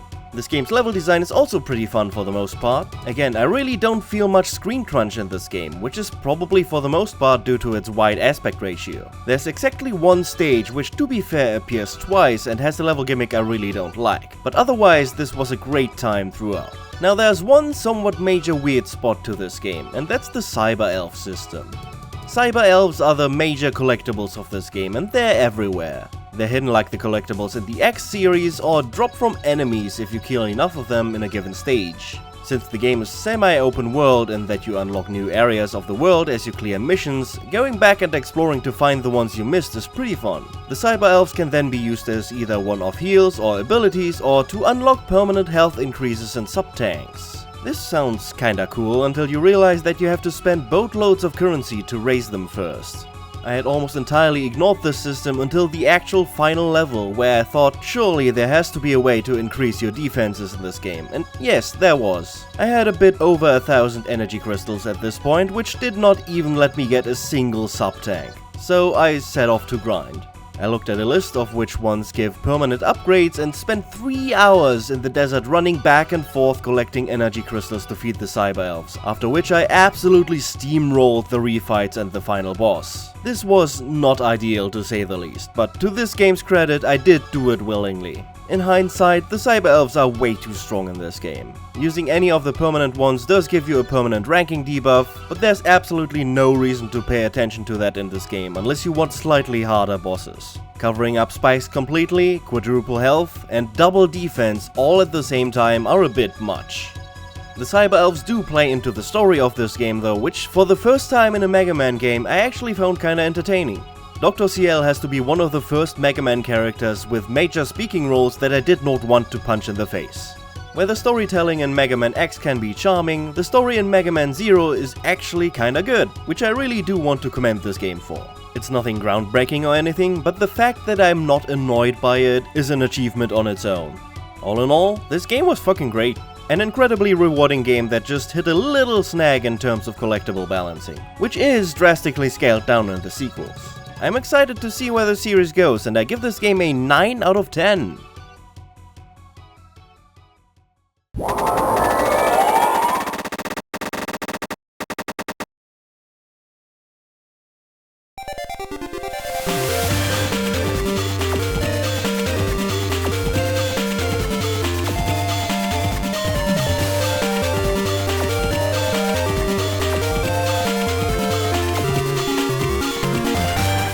Mega Man Battle Network 3 is a game I gave up on. It is yet again the same game as Mega Man Battle Network 1 and 2. New story, which is also kinda the same. The cast is the same. The combat still feels the same. There's the same chips. I don't care anymore. The entire rest of the Battle Network series collectively gets a 5 out of 10, because they're fine. If either of these games was the first one I played, I would keep playing it, but I really don't want to play anymore. For the rest of the series, keep in mind I didn't play much of them, I will just mention them for completion's sake.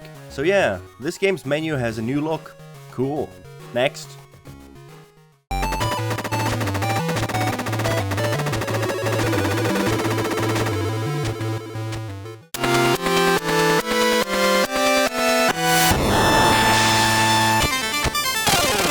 Rockman EXE WS is a spin-off of the Mega Man Battle Network series. Yeah, the Battle Network games were actually really popular when they were new. In fact, they had been the most popular Mega Man game since the classic NES games. So this is a classic NES-style Mega Man platformer with a Battle Network coating. As I understand, this game follows the anime, which is pretty similar to the first game in plot, but not exact. You're not gonna really see much of that inside the game though. While there are some text boxes, most of the game is completely disconnected. You just get thrown into a level with some dialogue of what is happening right now, not what led into it, and then you go to the end, fight a boss with more dialogue, and that's it.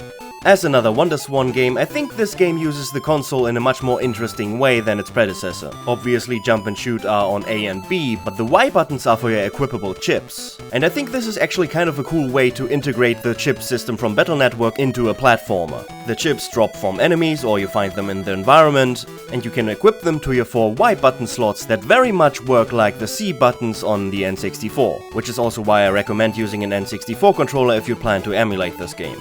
Overall, it's fine. It looks pretty nice. The Wonderswan color is much easier on the eyes than the grayscale of the original Wonderswan. But yeah, I found the levels really boring. Maybe that's just the effect of the Battle Network theme, but this has to be the blandest Mega Man platformer I have played. Which I guess puts it right alongside the other Wonderswan game. So I'm gonna give it the same score, 5 out of 10.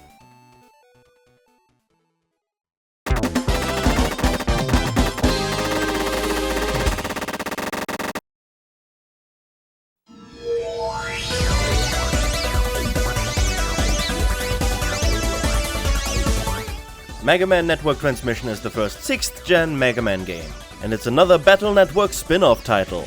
Just like the Wonderswan game, this is also a classic-style Mega Man platformer using the Battle Network theme as a skin. And just like that game, this game also has a version of the chip system. But I feel it's done much worse here. Rather than the 4 equipable slots, you now get a toolbar of some sort where you can use one at a time. The Buster is also much weaker in this game, to the point where you pretty much have to use chips for almost all combat. even once you do upgrade your buster, enemies are still so tanky and it's just annoying to fight them. The combat in general doesn't feel great in this game. Everything feels kinda shit, because it is an early 6th gen 2.5D platformer. Animations are ugly, sounds are weirdly unfitting and have no punch to them. Everything just screams low budget in this game. It's like the little Quark levels in Ratchet & Clank 3, but as the main game. What really kills this game for me though is the level design. It's just mazes. They all look kinda the same, there are no interesting fun visuals. In that way they replicated Battle Network pretty well. It's just about the most sourceless Mega Man game there has ever been. And I can't even really call it generic because, you know, the average Mega Man game is better than this. So yeah, 4 out of 10, get out of here.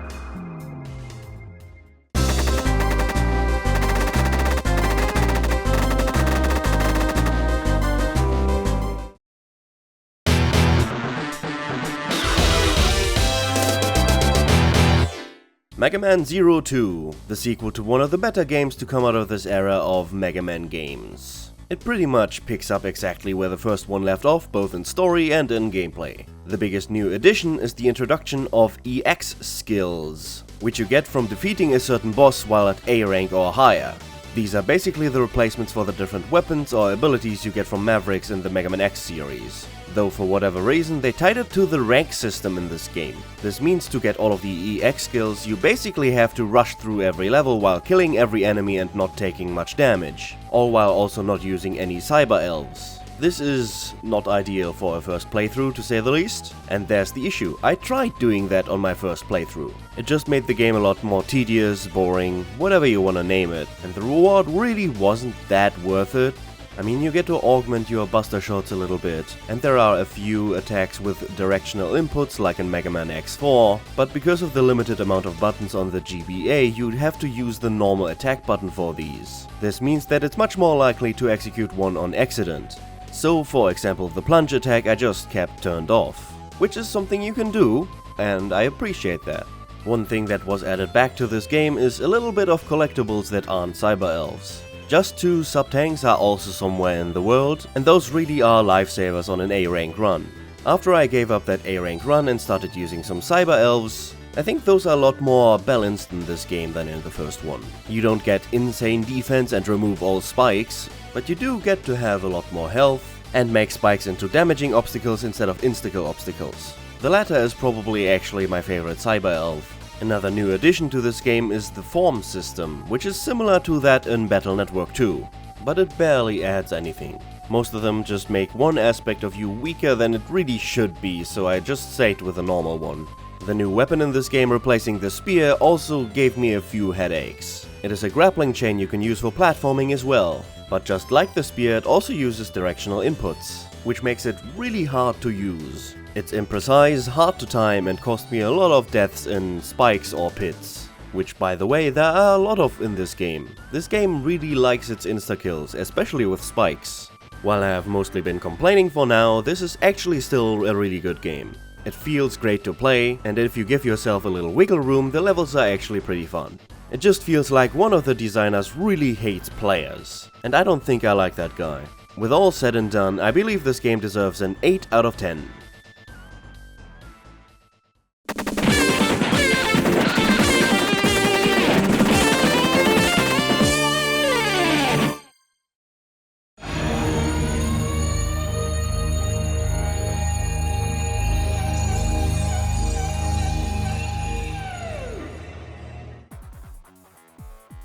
Mega Man X7 is the attempt to bring the Mega Man X series into 3D.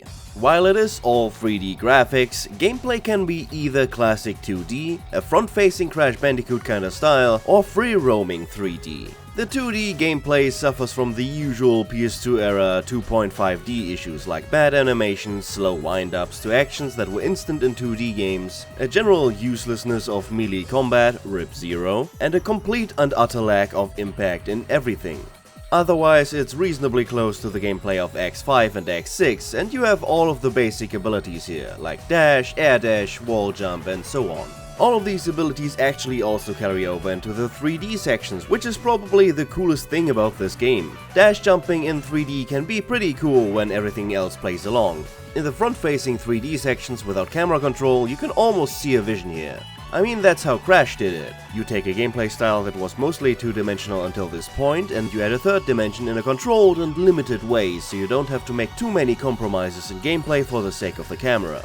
Still, hitting enemies with zero goes from impractical to basically impossible without taking damage yourself. The on-rails camera regularly clips through objects and walls, the lock-on for our new protagonist Axel and X only works some of the time, and the relationship your characters have with moving platforms is that if you dare move, you entirely stop being connected to it and slide off. The free-range 3D sections really are where this game is at its worst. The manual camera controls are slow, while the automatic camera movement while you turn is pretty much as fast as you turn. This means that if you ever move away from an enemy, the camera will now point away from it. There is no lock-on in the Z targeting sense, so the only way to ever see the enemy again is to slowly move the camera back in its direction. This is extra frustrating because this is the preferred mode for boss fights in this game, meaning most of the boss fights are total garbage, even disregarding the burn! Structure-wise, this game relents a little bit and gives you collectibles again. X's armor parts are once again found and equipped in pieces, and there are hard tanks and sub-tanks. However, the shitty rescue system from X6 is also back, but a bit streamlined, which is a good thing. You can now only really get some HP ups, extra lives, and basic stat upgrades through this system. One important unlock you get from rescues, however, is playing as the goddamn main character. X is an unlockable character for some reason, which makes the armor capsules completely useless until you have beaten at least 4, but more likely 5 stages and rescued most of the Reploids in them. For whatever reason, Axel's charge shot is both weak and pathetic and bound to the alt-fire button, while X's charge shot is arguably stronger than ever and works like normal. This makes him disproportionately stronger, especially with the armor pieces. Though, because you get him so late in the game, unless you specifically don't rescue the relevant Reploids, you also have way less level up opportunities for X, so you'll have to weigh if he's really that useful, he is, or if you wanna keep Zero in your team as that weight. Oh yeah, there's a tag team system in this game, and it's pretty much just there to have another health bar. I'd say this is probably a band-aid solution for the issues in X5 and X6, where certain characters didn't even really have a chance in certain parts of levels. But since there's pretty much just a strict usefulness ranking in this game, it really just boils down to extra health bars. This is me advocating for a few more health drops from enemies, by the way. I feel like ever since X4 was slightly too easy, they have been afraid that people would have fun playing their games on a first playthrough. Levels range from alright to pretty fucking bad, but worst of them all is the radio tower. They tried to bring back the tower climbing section from X4 yet again, and this time it's actually horrible.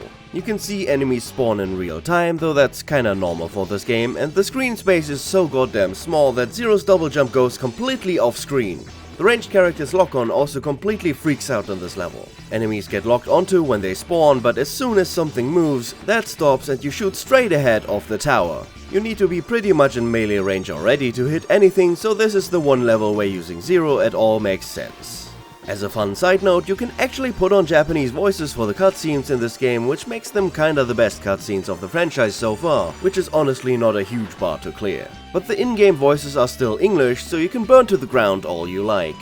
Yeah man, this one kinda sucks. I can see the vision, but it really isn't enough when everything is as consistently subpar as it is here.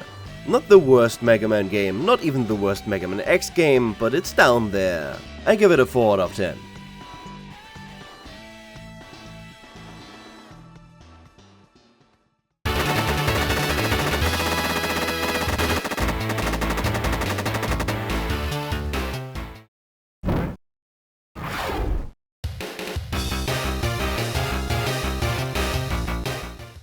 Welcome to the Battle Network Corner. This is Mega Man Battle Chip Challenge.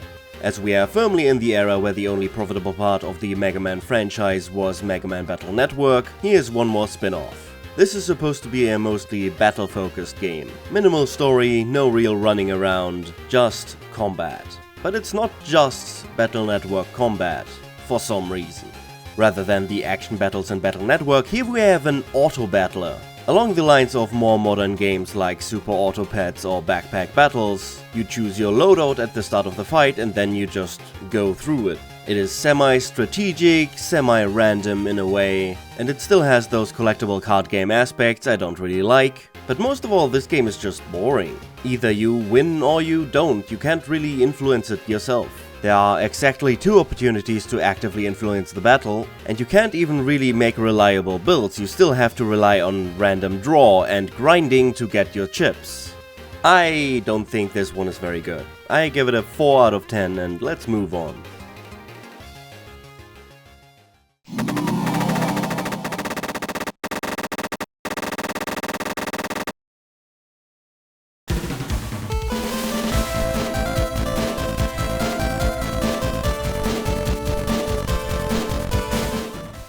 Mega Man Battle Network 4 is the 4th Mega Man Battle Network game.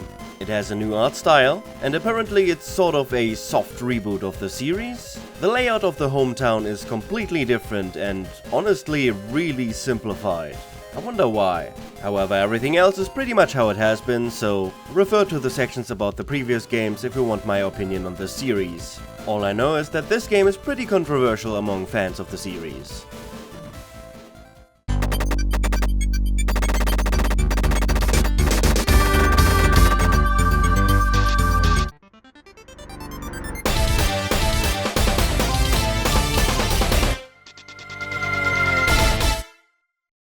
Mega Man 03 is what I have been waiting for. Mega Man 0 and Mega Man 02 were great games, but each had their own issues and little quirks I just really wasn't into. It all comes together in Mega Man 03. As is tradition at this point, Mega Man 03 has a new version of the rod. This time it is a somewhat nerfed, but also buffed version of the rod from Mega Man 01. It can mostly be used to destroy or push things around that can't be destroyed or pushed around otherwise. It can also be used to pogo, but only with the charged attack. This means that there can be no chain pogos. The movement abilities of the rods in the first and second game are cool, but also really unreliable to execute. It's cool when you get it, but with the directional controls, the execution is sometimes kind of a crapshoot.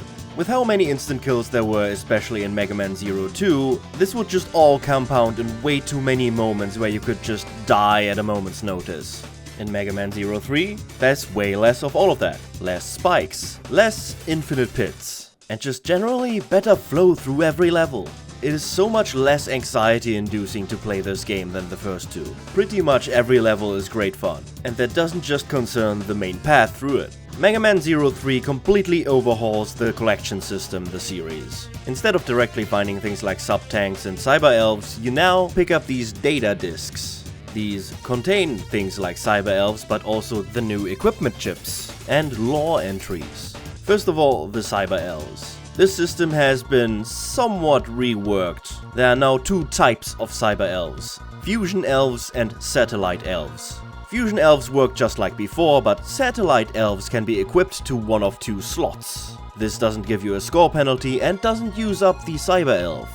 This means that you can now use select cyber elf effects without any downsides. Not having to give up an entire system without giving up an entire other system is nice. It's really nice. There is also technically a 3rd kind of cyber elf that can function as either one or the other, and after upgrading them to max level you can kinda switch between which you want them to be. This pretty much completely solves all of the issues I've had with the cyber elf system. You're not completely incentivized to ignore it anymore, and as long as you don't use any fusion elves, it also doesn't make the rest of the game a cakewalk. Now you still have to grind to upgrade them. But since there's no real reason to upgrade that many of them anymore, you can now focus on the ones you actually want, which means the potential for less grinding is there if you make smart decisions.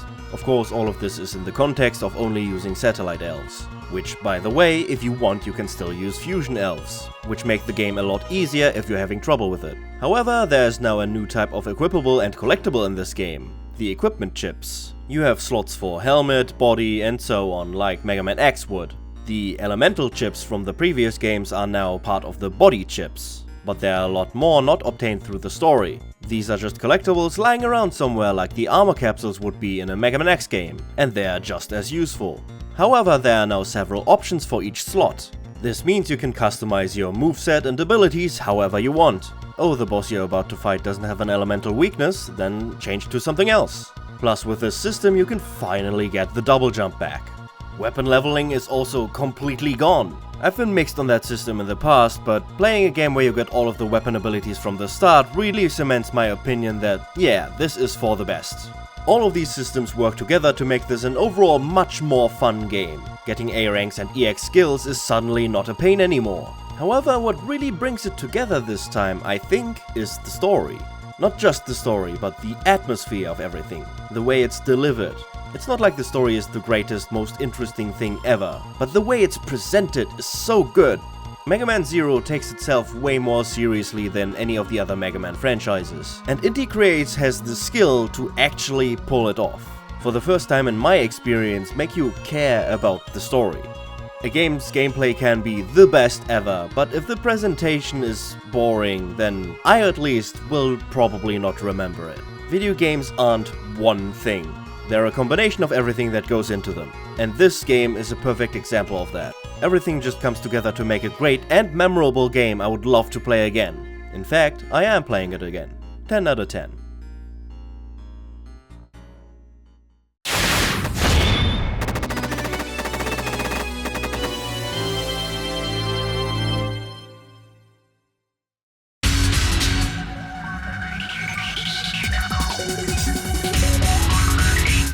Mega Man X Command Mission is a JRPG in the Mega Man X series. Finally another spin-off that is not Battle Network themed. But well, there really isn't much to this game overall. The story is whatever, the cutscene direction is bad, and the voice acting is awful, so that is all about on par with this series so far, and also kinda puts a hard cap on the max score this game can get from my side at least. I don't enjoy normal JRPG gameplay, so everything else kinda has to pull its weight to make me like one of these.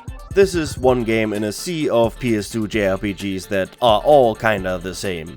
Dungeons are long hallways with forks and lots of backtracking. Of course there are random encounters, and most of the random encounters are just solved by mashing out all of the attacks you have available. Dungeon crawls are battles of attrition where survival is mostly based on your stats and your ability to heal. Healing then in this game is done through random drops from enemies. So another factor here is how willing you are to just grind for safety.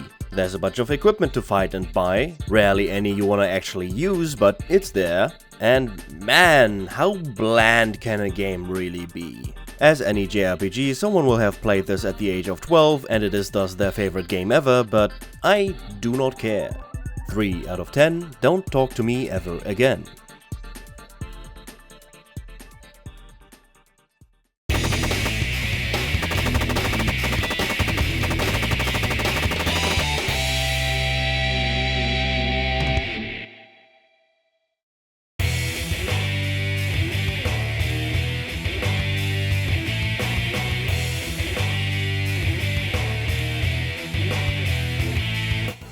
Mega Man X8 is a slight return to form for the Mega Man X series. It is back to being completely 2D in gameplay, though some stages still use 3D visuals as a gimmick, but situations like the radio tower from X7 do not occur here. That is good. The characters also generally feel much smoother to control. Zero is much better in this game, though I don't know why his dash is so short in this game. I also didn't really talk about the weapons much in the last few games, but that's because they were kinda bad, never really useful outside of the boss fights they were made for. Zero, especially in X7, had mostly active abilities again. In Mega Man X8 we are finally back to the old system, the one that was most fun and that worked best in Mega Man X4. Axel is back and I still don't like him. At this point he is basically the base of the Mega Man X series, and has similar issues in game feel with auto-fire and standing still. The only real reason to play as him then is the copy shot, which I didn't even realize existed in X7 and barely used in this game. Along with him came the tag team system, which is fine. Again, it's mostly about the 2 health bars, but some sections are easier as either X or Zero, so it's fine, I guess. As a whole, the gameplay is good. It left a very positive impression in the demo I played, which was included with Mega Man X Command Mission. It basically had the opening level, but sadly, that is also where the game kinda peaks. Mega Man X8 suffers from gimmick levels. It's like what you remember Crash Bandicoot 3 is like 10 years after you last played it. There's a right armor stage, a minigame stage, a blackout stage, a gravity puzzle stage, a chase level, a rail shooter level, a snow jet ski kinda level, and a rising lava level. Barely any of these are all that fun.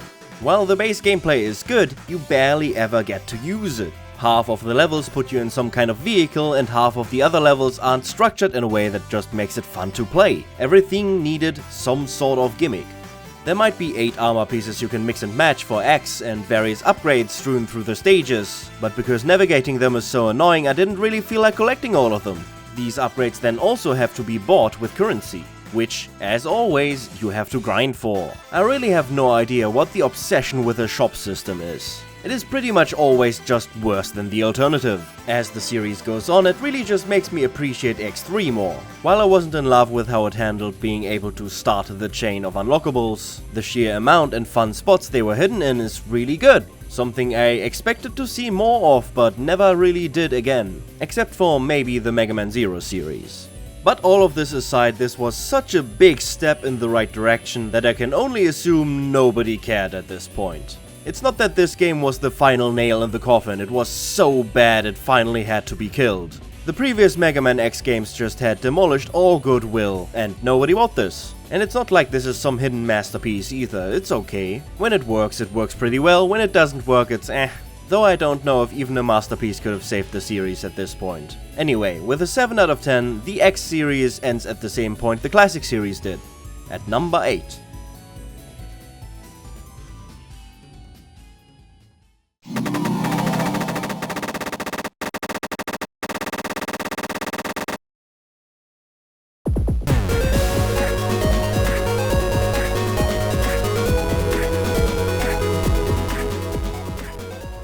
Mega Man Battle Network 4.5 Real Operation, or Rockman EXE 4.5 Real Operation, is another spin-off of the Battle Network series. It's a kinda self-insert roguelike version of the Battle Network games. You're basically role-playing as a net battler, and that your Game Boy Advance is a PET. You have to be in certain places at certain times to enter events and all of that, so this is very much structured around being able to carry your Game Boy Advance wherever you go. For some reason the combat system is completely defanged in this game. It is no longer an action battle, you just kinda give commands to your avatar. This game was probably pretty cool if you were 8 and Japanese when this came out, but yeah, I fucking know. 3 out of 10.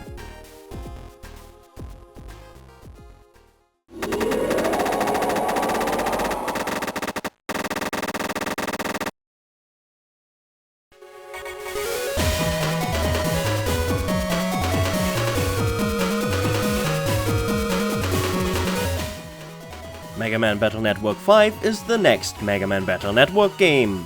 It mostly seems to take after Mega Man Battle Network 4, but people like this one a lot more. I couldn't tell you why, it's just how it is.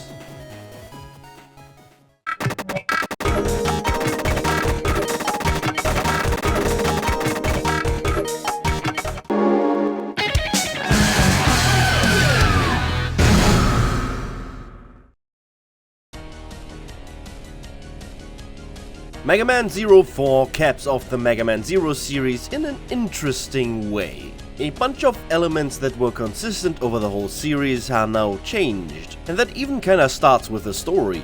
The entire Dark Elf saga is pretty much over, so this game kinda reverts to the Mega Man X type of guy with a big laser. And alongside the Dark Elf, Cyber Elves are pretty much gone in general. You now have one big Cyber Elf which you can upgrade and customize, which pretty much replaces the Satellite Elves from 03 and completely eliminates the Fusion Elves. This means you can also no longer find Cyber Elves in the stages, which definitely removes one aspect of exploration rewards. The Cyber Elf is now upgraded by your mission progress and crystals. The armor chips from 03 then are still here, but you don't find them in stages anymore. Instead, you have to craft them. Crafting materials drop from enemies and you kinda have to contend with a trial and error system when it comes to the recipes. Some are communicated by the game, but a lot of it is very vague. And the way these are communicated is also kinda random. For example, talking to your Cyber Elf at certain stages of evolution will tell you some recipes. Both the Cyber Elf upgrade system and the new material system means that there's nothing really to find anymore in stages. Data disks hidden in stages have almost exclusively been degraded to containing lore. So once again, a Mega Man series has replaced exploration with grinding. Something that was improved, however, from the previous games is the EX skill system. It finally no longer relies on your rank. Instead, each stage has an easier or a harder version through the weather system. If you clear the harder version, you get the EX skill. I really like this. The playstyles required for EX skills in the previous games were not really suited for a first playthrough. Basically, skipping through a stage is not really how I want to spend my first playthrough of it. This also plays into the rule of elemental chips. While the Blaster EX skills still have you swapping between them, the Saber EX skills are context sensitive and directional, which is all of the advantages and disadvantages I've already discussed in the previous Mega Man Zero games. However, what it means for this game is that you'll no longer be using just charged slashes in boss fights. And on the topic of combat, the shield boomerang and rod don't return for this game. Instead, you have the Zero Knuckle, which is a sort of all-purpose solution for problems in this game. Destroying certain things, pushing things, ripping things out, the Zero Knuckle is generally the way to go there. What is really cool, however, is how it interacts with enemies. If you kill an enemy using the Zero Knuckle, you can steal their weapon. This is pretty cool. However, my issue with systems like this still applies in this game. Since all of these weapons are temporary, you can never really get used to them and integrate them into your muscle memory, and you can't rely on them being available. So in the end, I barely ended up using this system except for some very specific instances. The stages in this game are pretty cool overall. A lot of them have gimmicks that use the Zero Knuckle, but not gimmicks in the Mega Man X8 way. You're still just playing Mega Man Zero, but there's also something else to do. However, for some reason I didn't really like the bosses in this game. They seem to all be a little bit bigger, and fill up the screen a little more with all kinds of projectiles. Maybe I just didn't put in the effort to learn them, but I don't know, I didn't really like them as much. Overall though, this game was pretty great. Kind of a downgrade from the smash hit that 03 was, but I still really liked it. You can kinda tell Inti Creates is dying to try something else. With all of this in mind, I'm giving this game a 9 out of 10.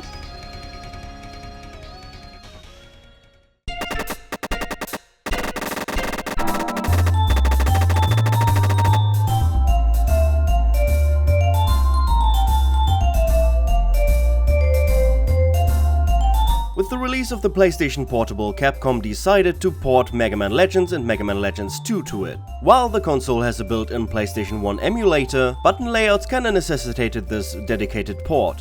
But it's really low effort. If you're used to the kinds of remasters Nintendo makes, this is pretty bad. It may be in widescreen, but nothing else is really changed. The UI is just kinda stretched, and the control scheme is just kinda worse. They didn't even attempt to make analog controls make sense. I guess they just kinda shat these out as a test for if the console is a viable platform for these kinds of things. Reportedly, a Mega Man Legends 3 was also repeatedly pitched and denied around this time, and these ports might have to do with gauging interest for that.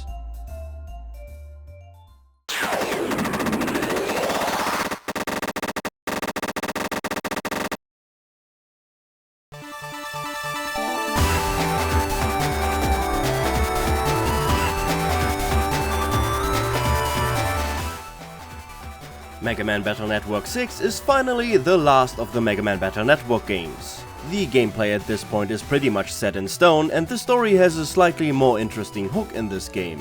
I'm sure it is fine.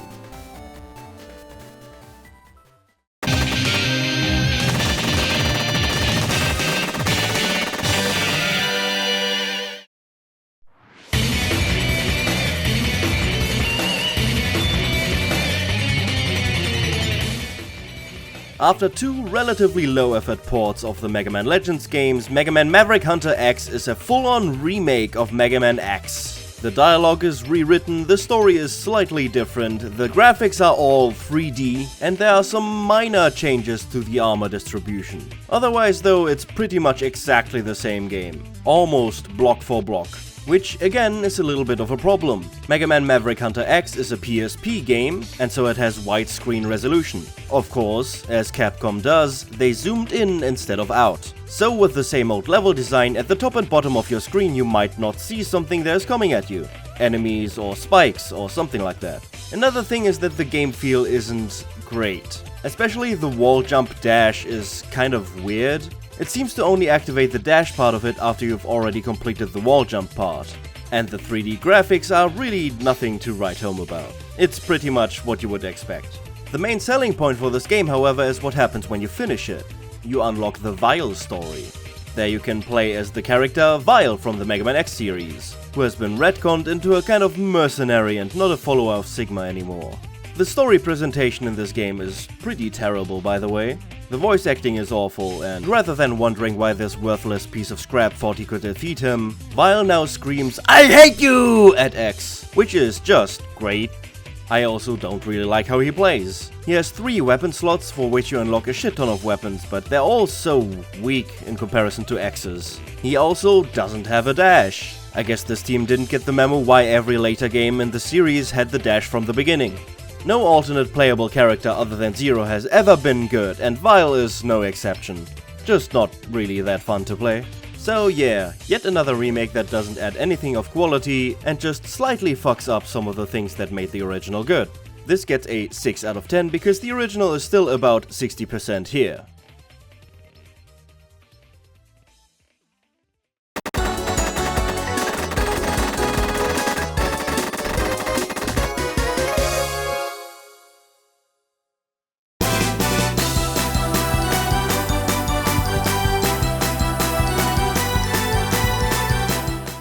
Mega Man Powered Up is a remake of Mega Man 1 for the PSP.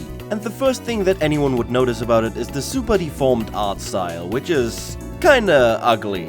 But it is perfectly functional and I think it works well enough for this game. The game is split into 2 parts. One is an extremely faithful remake of Mega Man 1, down to the aspect ratio and individual block placements. This is pretty uninteresting, it is exactly what it sounds like. The other part is a sort of reimagining of Mega Man 1, with 2 extra Robot Masters and levels that are inspired by the originals but are completely remade for this game's aspect ratio and with some more modern sensibilities in mind. This of course means that the game is very zoomed in. If you are standing in the middle of the screen, you will bonk your head on the ceiling if you jump, but we're all used to that already, so what else is new? Well, it plays pretty well, and you can find a lot of collectibles for the level builder around the stages. I like that, it doesn't really dilute the pool of actual useful items, but it still gives you some reason to revisit stages. One thing I want to mention though is that every stage kinda looks the same in this art style. There are so many colorful blocks in every stage that they all kinda look the same. The stages might have some gimmicks associated with them, but that's all there kinda really is to tell them apart. Some memorable room designs from the original are also present in some form, which is nice I guess, but overall the level design reminds more of the later games. And honestly, that isn't even really a negative. I think it mostly makes it a better game. One cool feature in this game is also that you can unlock the Robot Masters as playable characters. For that you need to beat them as Mega Man with the Buster. This is kinda cool, and in any game other than Mega Man this would be a major selling point. But, as you already collect the Robot Master's weapons, this is kinda superfluous. It's fun, but in the end is barely relevant. Back when the servers for this game were still up, you could also download Proto Man and Roll, which do actually have some unique movesets to them. Furthermore, beating the game on any difficulty level will unlock another version of Mega Man, which is kinda cool. What is not cool is the Yellow Devil. Here he is again. Nobody likes him. But yeah, this is what happens when you remake a game that can honestly be improved. You get something that is on its own worth playing and worth talking about. With all that in mind, I give Mega Man Powered Up a 7 out of 10.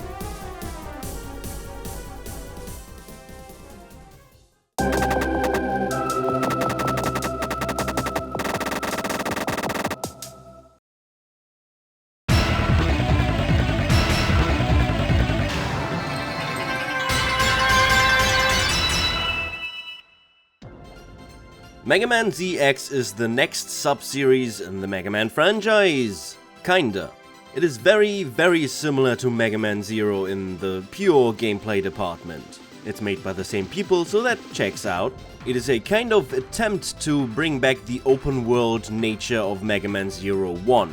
This time with a lot more focus on that open world exploration. You also don't play yourself as one of the main Mega Man characters. Instead you play a human that can transform into various Mega Man characters, mostly from the Zero series. There's X and Zero, but also Harpooia, Phantom, Fafnir and Leviathan. You know, copy X's squad from Mega Man Zero 1. This is honestly pretty cool. The X and Zero modes both play how you would expect them to play, while the others all have their own fun little gimmicks to them. The Harpooier form is probably the most useful with its enhanced mobility, but all of them have their place except for maybe Phantom. They also take the place of any sorts of elemental attacks, so if you want to attack a boss's weakness, you also have to be in the right form for it. One of the more fun things about the Mega Man formula is that the weapons aren't just elemental switches. They all have their own movesets, so to say. So to use them effectively, you have to play with them in mind. The transformations in Mega Man ZX are basically that concept brought to its extreme, where your entire moveset, not just your main attack, can differ based on your equipped weapon. That is by far my favorite thing about this game. Everything else is kinda disappointing. The open world is very similar to that of Mega Man 01, but you now have a map with connections to show where you are. There are also several teleporters and save stations around the world, but this is where the problems start. I guess Inti Creates didn't want it to be too formulaic, so they're kinda in random locations. Some areas have 2 teleporters next to them and some are 3 minutes away from the next one. This also really emphasizes one of the main differences between this and Mega Man 0. When you start a mission, you have to go where the mission takes place. You are not teleported there and you don't have a save point at the start point of the mission. You have a save point at the teleporter you used to get there. That means if you die in some missions, you have to backtrack through 3 whole rooms again, just to start the mission again. This is kinda annoying. What is also annoying is the level design itself. For some reason, even though the DS has a larger screen than the GBA, the levels in this game feel a lot more cramped than in Mega Man 0.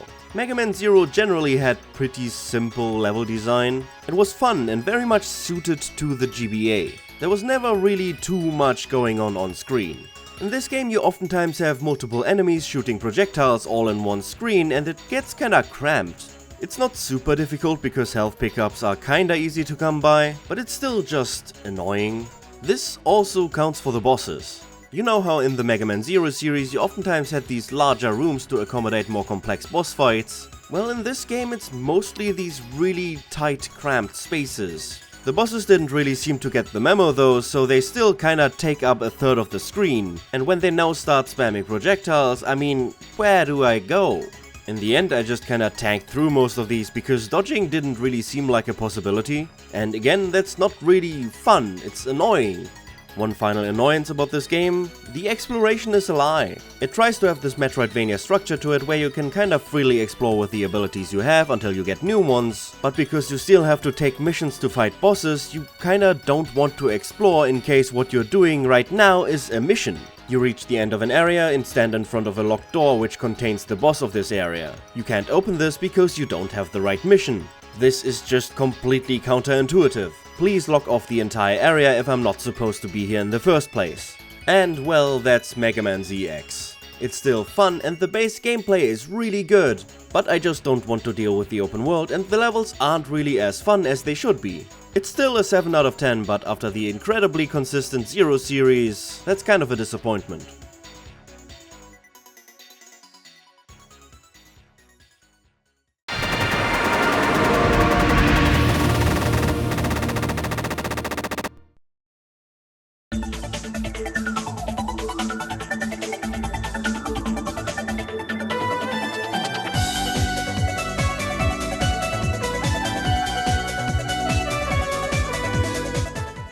Mega Man Starforce is the new DS RPG series to replace Battle Network.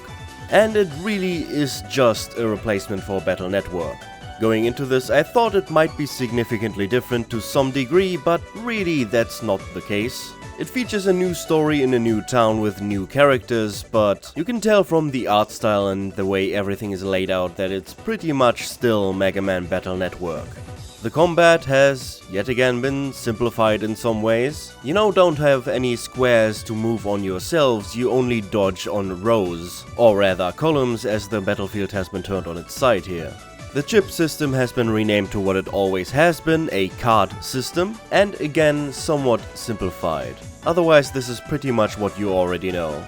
It is cool how this series version of the cyber world is kinda laid on top of the real world, and you can more directly interact between the two, but you still have random encounters with the same old enemy types, so didn't really feel like sitting through a whole game of this. I'm sure it is fine/not fine, and the Battle Network and Starforce fans will be able to tell you all about that, but I'm just gonna slot them in slightly below the Battle Network series and move on.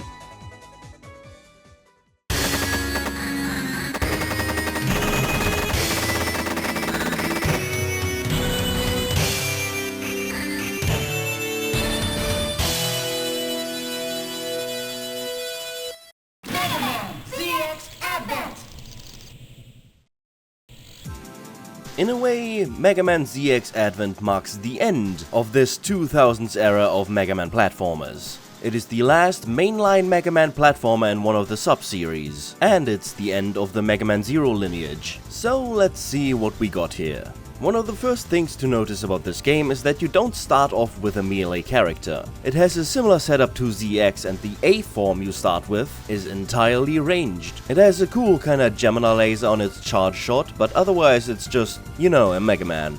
Another difference from ZX is also that there are more transformations.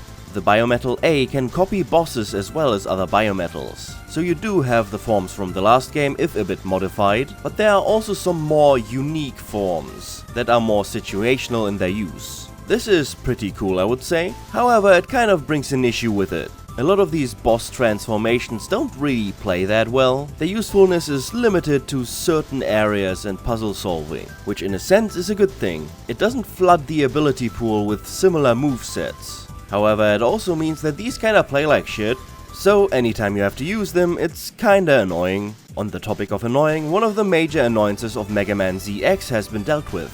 The open world has pretty much been streamlined into just levels, which makes me wonder why it's even there, but whatever. The teleporter system is also different, and it's weird. Places where you can teleport and places where you can teleport to are completely decoupled. Almost any area has a teleporter destination in it, which you need to unlock with currency, but teleporter points are pretty much only in between levels.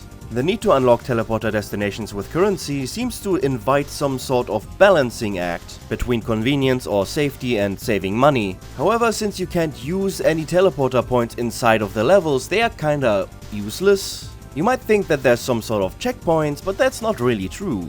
The checkpoint system is about as it has been, but the continue system, it's not there. They removed the continue button. Why? I don't know.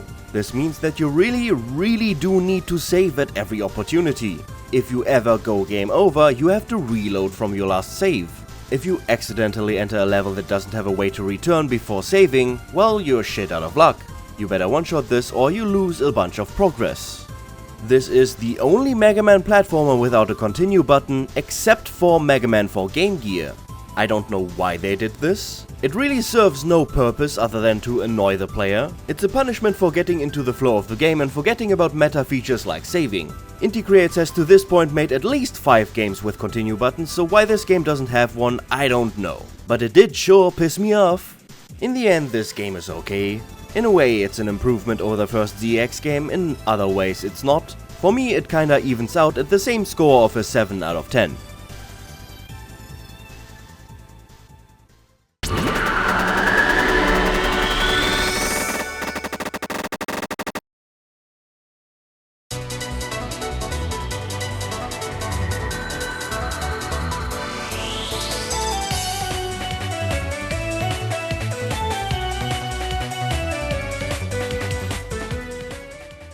The second Mega Man Starforce game is apparently not as well liked as the first one.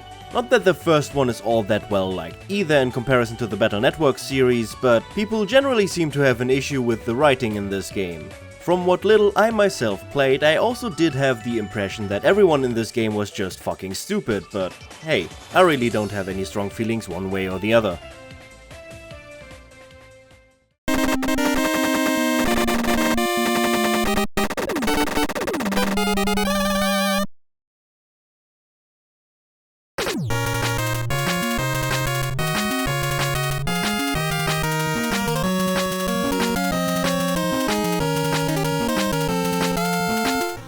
In a way, Mega Man 9 is the harbinger of death for the Mega Man franchise. A completely blatant attempt to recapture the magic of the early days.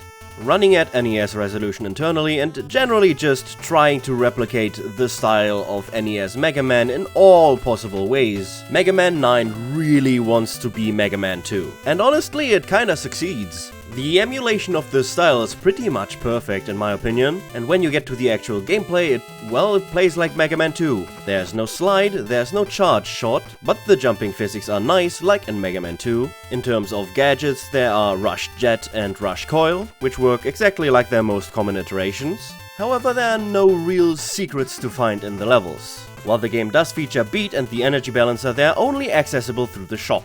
This also has a bunch of other things you might recognize from Mega Man 7 and 8 and so on, and it works pretty much like it does in those games, except you can't actually find any of the things you see here in levels. For all of its faults, Mega Man 7 at least lets you get all of the things you see in the shop in the levels. Using the shop in that game is pretty much not needed at all. While you don't need it either in this game, it is very useful. Because as this game is developed by Inti Creates, it is designed around using every single advantage you can get. There is a whopping 1 energy tanks in the entirety of the Robot Master stages. And at least in my opinion, you kinda want one for your first boss.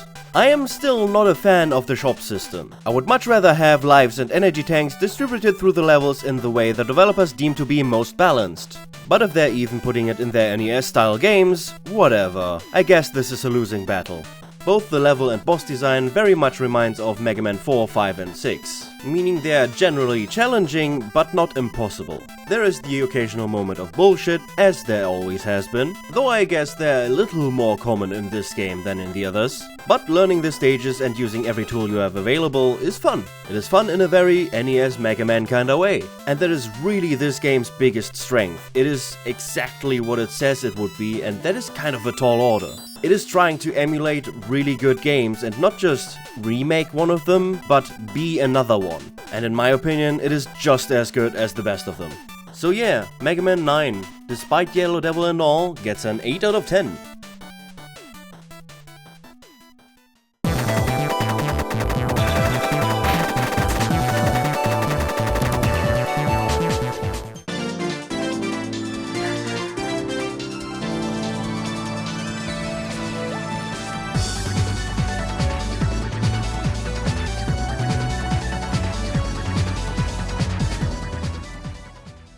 Mega Man Starforce 3 is the last of the Mega Man RPGs, and apparently it's very well liked. At the time of writing, this has the highest score of any of the Mega Man RPGs on Backlogged, which is pretty impressive if you ask me. And isn't it funny how things like that work out sometimes? Just as the Starforce series seemed to find its footing, Capcom pretty much cancelled all Mega Man related projects. The series had just kinda fizzled out at this point, and RPGs are pretty expensive to produce. There are other people that will be able to tell you more about the specifics of how and why this happened, but fact is that this would be the last Mega Man spin-off game almost until this day.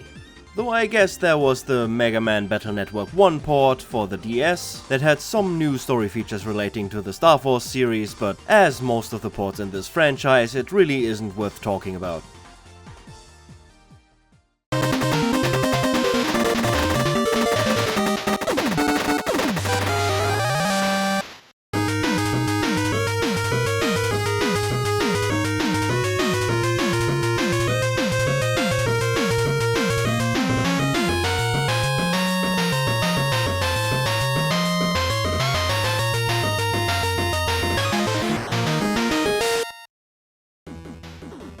Mega Man 10 is the 10th classic Mega Man game. It is in the vein of Mega Man 9 and released 2 years after Mega Man 9, which makes this the first time since 1989 that there was no new Mega Man platformer released in a year. That is concerning. Anyway, Mega Man 10 pretty much picks up right where Mega Man 9 left off.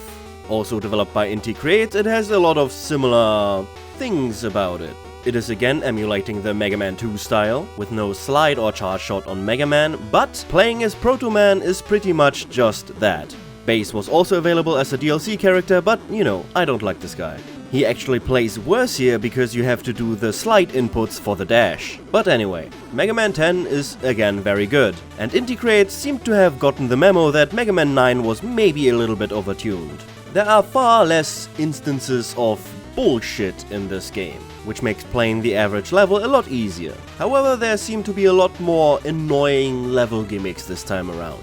I actually quite liked the gimmicks in Mega Man 9, they were mostly unobtrusive and made the levels have unique character without taking away from the classic Mega Man gameplay.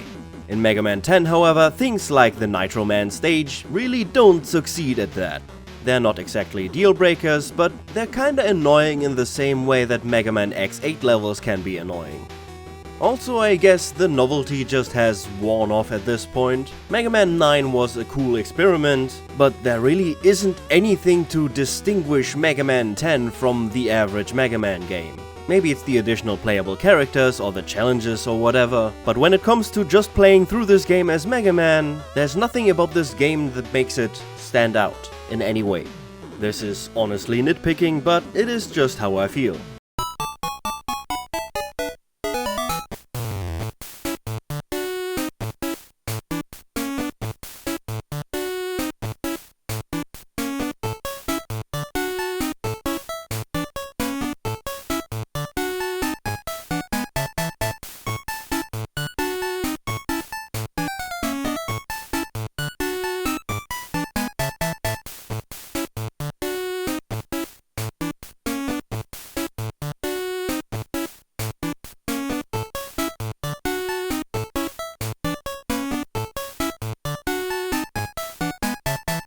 It was still a great time overall, ignoring the devil of course, but if they continued making these games with no real innovation to speak of, then I would probably change my tune.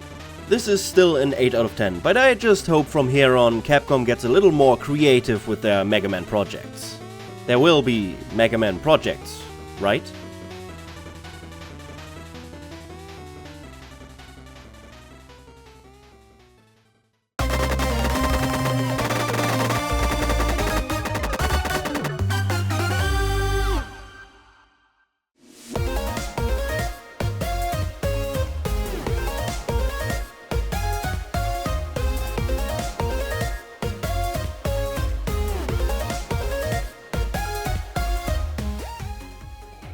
Mega Man 11. Releasing in 2018, it's the first Mega Man game in 8 years. Apparently, despite the success of Mega Man 10, Capcom still decided to axe all Mega Man related projects for the foreseeable future. I guess most notable among those would be a sequel to Mega Man Powered Up and Mega Man Legends 3. But here we are, Mega Man is back, I guess, and with a new mainline game. Mega Man 11 feels more like a sequel to Mega Man 8 than 9 and 10 did. You have a charge shot and slide, of course there's the shop as well, and while not entirely state of the art for the time, it is certainly going for more modern visuals, rather than the deliberately retro aesthetics of 9 and 10. Some people really like this, I think it looks ugly. These types of visuals are just so fucking bland. There's really no character to it, and the limp-ass synth music in the background doesn't really help. Cartoony games had a rough time in the 2010s, and this is a prime example. But I'm glad to report that the gameplay is great. Mega Man feels really good to control, he's fluid, the normal shot and the charge shot have punch to them. Only the slide has a sort of Nintendo 64 Zelda roll-esque stop at the end. It's kinda like the dash in the PS1 Mega Man X games, except the other way around. However, as this is Capcom in the 2010s, there had to be another mechanic grafted onto Mega Man's moveset. Speed gear and power gear slow down time and give you a little burst shot respectively. I guess Power Gear's main advantage is that it powers up Robot Master abilities like the arm upgrades in Mega Man X. Just rather than having to charge them, you have to be in Power Gear. And of course, because this is a mainline Mega Man game made after Mega Man 8, there's nothing to find with them either. I don't like these gear modes, or any of these sorts of Devil Trigger modes really. I feel like they're never really available enough to be part of your core moveset, and then also not really strong enough to just be a kind of finisher move. They're just kinda there for the few puzzles that require them, or to make some things easier if you think of it. Which brings me to the level design of this game, which is a mixed bag. While most of it is fine, and the fact that most levels are longer now is in theory okay, they somehow invited the bullshit back into the franchise. If you have ever played Torchman's stage, you will know what I'm talking about. Something I also noticed is that while most stages have 2 checkpoints, Torchman's stage only has 1. I strongly suspect that something was just overlooked there during development, as having to do 2 of these lava chase sections on 1 life is pretty fucking annoying. This is by far the worst the game has to offer, but there are little moments like this all over. Kinda like Mega Man 9, just that I don't really find this game as fun. This might have to do with how bland the visuals and music are, it's just kind of an aesthetical vacuum that makes it hard for me to stay invested. All in all though, it's fine, it's pretty good even. And would you look at that, it's a 16:9 game where they didn't zoom in but extended the sides. I didn't think I would live to see the day. But yeah, personally I don't feel it is the grand return of Mega Man that some people heralded it as, but you know, it's good. Good enough to be a 7 out of 10.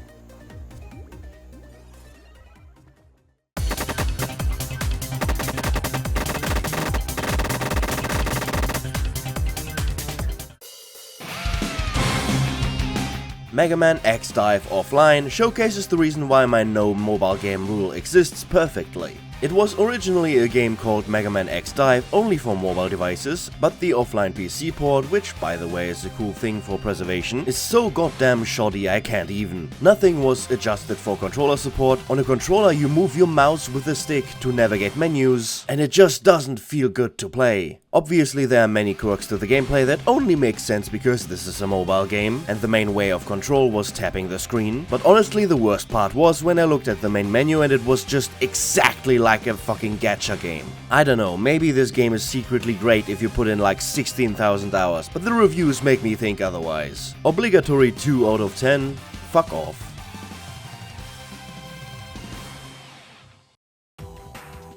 And that's it. Even if that last game didn't really live up to it, I really had a great time with this series. You know, it's always intimidating to tackle something I've never really engaged with before, but it was really worth it this time. This might not be entirely obvious just from this marathon, but I don't really tend to give out 10s like that. A while ago I did a similar thing with Sonic and there was not a single 10 in there.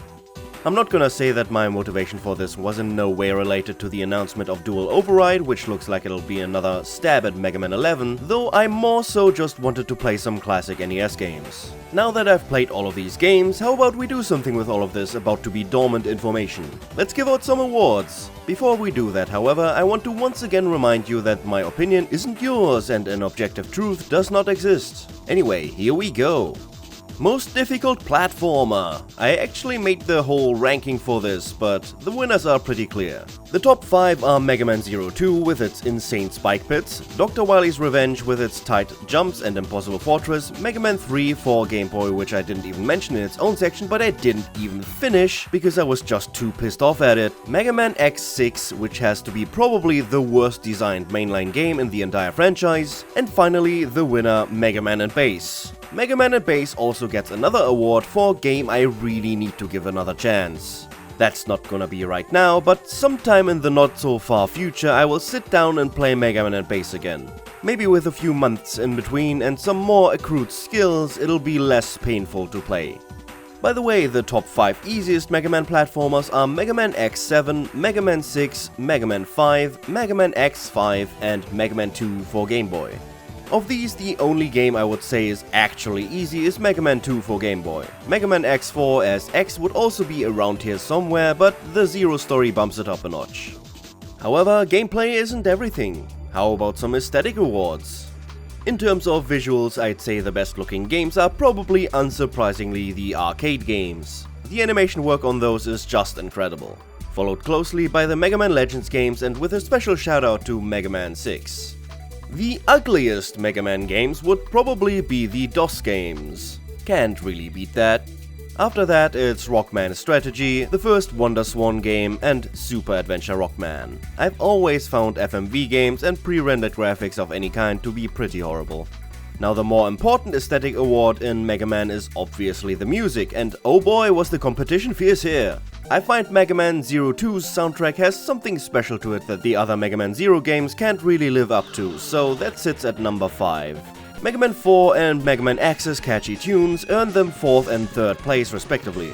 Mega Man X2's soundtrack then is on another level. I particularly enjoy its intricate percussion. Go listen to it again if you've never paid it much mind. And well, in the end, nothing beats Mega Man 3. It was a favorite early on and it just kept being the favorite. Every track is a banger, as the kids say, and yes, I do prefer the NES chiptunes over most remixes. Now, of the games that actually have music, Mega Man 2 for Game Boy has by far the worst original music. The others aren't even close. Though the music in the Mega Man and Bass Wonderswan game was so deep-fried I didn't even notice it wasn't original until right now. Most replayable is probably Mega Man X, the first one. It's tough to beat a simple and fun game like that. X2 and X3 get a bit too complicated to just turn on the SNES and mash through in one session. X4, maybe, but the other contenders are any of the classic NES games. The best remake, which includes games that just remake parts of a few different games, surprisingly turns out to be Mega Man Xtreme. I guess it's more of a demake, but since I have absolutely no love for 2.5D platformers, that pretty much checks out. The best value for your money if you want to buy a Mega Man game right now, I would say, is the Mega Man X Legacy Collection. The games are all completely intact, and the first 4 Mega Man X games are some of the best games out there. The first Mega Man Legacy Collection is also good, but $15 for some NES games somehow feels like highway robbery. And even though the level of quality in the Zero ZX collection is extremely high and those games are a bit longer than the X series, I can't really recommend a collection that forces upscaling onto the otherwise beautiful cutscene art of those games. Anyway, now for the main event. After playing every single Mega Man game, how do I rank them? Let's go through it. Probably the worst game I've played over the course of this marathon is Rockman Strategy. The bottom 5 in general is mostly games I barely spent any time with Mega Man X Dive Offline being the only platformer in there. The worst game I actually beat then is Mega Man 4 DOS, unsurprisingly. Mega Man 4 Game Gear and Mega Man and Bass live here because I just didn't have any fun with them at all. Going up a bit, Battle Network 4.5 and X Command Mission are here at the bottom because I'm just not really part of their target audience. Mega Man 3 for DOS is actually a bit higher than I thought it would be. Like I said when I talked about it, it's actually almost okay. Network Transmission begins a block of games I find are just too hard in a not fun way. The first and third Game Boy games coming right after. Mega Man X6 marks the lowest ranked game I gave a Class 1 importance rating, which really should tell you everything about that game you need to know. Then we have the Starforce and Battle Network blocks. They're mostly grouped around Battle Network 1 and 2, which I actually did finish according to my first impressions of them. With that, we also finally enter the games I actually liked. Mega Man X7 is predictably low, but honestly it's higher than I thought it would be. Then there are the better Game Boy games, which still suffer from sluggish gameplay. And here is Mega Man Legends. You have no idea how much time I spent running around aimlessly in that semi-open world, trying to progress without consulting a guide. Mega Man 8 and Mega Man X5 here mark disappointing though not awful sequels in the 5th gen era. Mega Man X5 also marks the halfway point, by the way. Above that are the 2 Wonderswan games, which were fine. And then there are Mega Man Legends 2 and the Misadventures of Tron Bonne. 2 games I didn't love, but did have a good time with. Here we have the original Mega Man sandwiched in between a bunch of remakes. We're getting into games I actually quite enjoy now. Mega Man X8 and ZX Advent are both games I like, but which just don't really live up to the other games that they are pretty similar to. I guess you could say the same about Mega Man 11. Mega Man 3 is here because my first playthrough was just so painful, and I can't really forget that. Though these days it's not much of an issue anymore. Here we have the arcade games, which are probably about as high as games of their ilk are able to go. Mega Man Xtreme marks games that almost all universally play well, but just don't have enough going for them to go any higher than this. Mega Man 7 and Mega Man ZX are just a bit less fun than the games that came before. Mega Man 5 and Mega Man 10 are both really solid Mega Man games. I guess they're just both a bit dull compared to, for example, Mega Man 2. Though I guess it is Mega Man 10 that now marks my 8 out of 10 ranked games, Mega Man 2 is the classic, and pretty much deservedly so. Just missing out on the top 10 we have Mega Man 02, which is just outside of the top 10 because of its difficulty, but is otherwise a fantastic game. My top 10 Mega Man game is Mega Man 9. Its space in the timeline probably elevates it quite a bit. Being the first classic Mega Man game in quite a while, it is also just an undeniably fun and creative game in its levels and weapons. At number 9, Mega Man 6 comes in with some of the more fun level exploration in the classic series and some of the most fun abilities with the rush adapters. Being a particularly great looking NES game also helps it. Number 8 is Mega Man X3, a game I particularly enjoyed exploring in, even if it was maybe a bit overtuned. Mega Man X gameplay is just that damn good. At number 7 we have Mega Man 04, which is probably the most accessible out of the Mega Man Zero games, but sadly I also think it's the least memorable. I liked it quite a bit, seeing as it's my number 7, but most of the others are above it, so it pales in comparison. At number 6 we have my favorite classic game with Mega Man 4. It's just kinda the perfect storm for me, as the first game with a charge shot and with a bunch of my favorite levels in the series. Number 5 is Mega Man Zero. Some people find this game painful the way I do with Mega Man and Bass, but for me this was a delight. I guess it was just difficult in the exact right way. Its mechanics are simple enough to be easy to learn, but the execution can be quite demanding. I also just think that it feels amazing to play. At number 4 we have Mega Man X2. A more complex game than the first, with the Zero Collection quest and more complicated upgrade spots, and one that is almost as fun. Entering the top 3 with a bronze medal is Mega Man 03, my favorite of the Mega Man Zero series, as it perfectly balances all of the series aspects I find lacking on the others. It plays great, has a great progression and collectible system, and by the way, have you seen the cutscene art in these games? Now the top 2 are tough for me, but in the end I guess I'm sticking with my guns and give Mega Man X the silver medal. Yes, it might be a bit less creative with its upgrade locations than some of the later games, but that also means a lot less backtracking and an overall smoother path through the game. The way Mega Man X entices you to go outside of the weakness order for a better upgrade spread is fun and honestly kinda unique in the franchise. At the top spot then we have Mega Man X4. The first 5th gen Mega Man X game may have simpler level design again after they got more intricate in X2 and X3, but it makes up for it in pure fun. There are a bunch of cool level gimmicks that don't overstay their welcome and so actually manage to do their job and keep the gameplay fresh. The game has a bunch of cool mid-bosses, and I also quite like the spread of its Maverick abilities. What really makes this game my favorite, however, is the Zero playthrough and just how fucking cool it is. None of the later Mega Man X games ever reproduced going from an overall pretty easy X story to a hard mode with Zero, where you are more vulnerable but also a lot more powerful. The way the Maverick abilities upgrade your moveset is also fantastic, and why they never did it again exactly this way until Mega Man X8 is completely beyond me. Yes, I am looking forward to Mega Man Dual Override, but what I really want is Mega Man X9. Give me the level design of Mega Man X and X2, the weapons and dual stories of Mega Man X4, the collectible system of Mega Man X3, and by God, do not give me a shop. Do all of that, Capcom, and my life is yours. Anyway, yeah, best game is Mega Man X4 and worst game is Rockman Strategy. Those are all of my awards. I hope you had a good time with my Mega Man marathon and found my ramblings interesting. And if not, at least I had a good time playing these games. If you liked this video and would like to see more of them, why don't you subscribe? At the very least, I'll see you again when Dual Override comes out. Bye!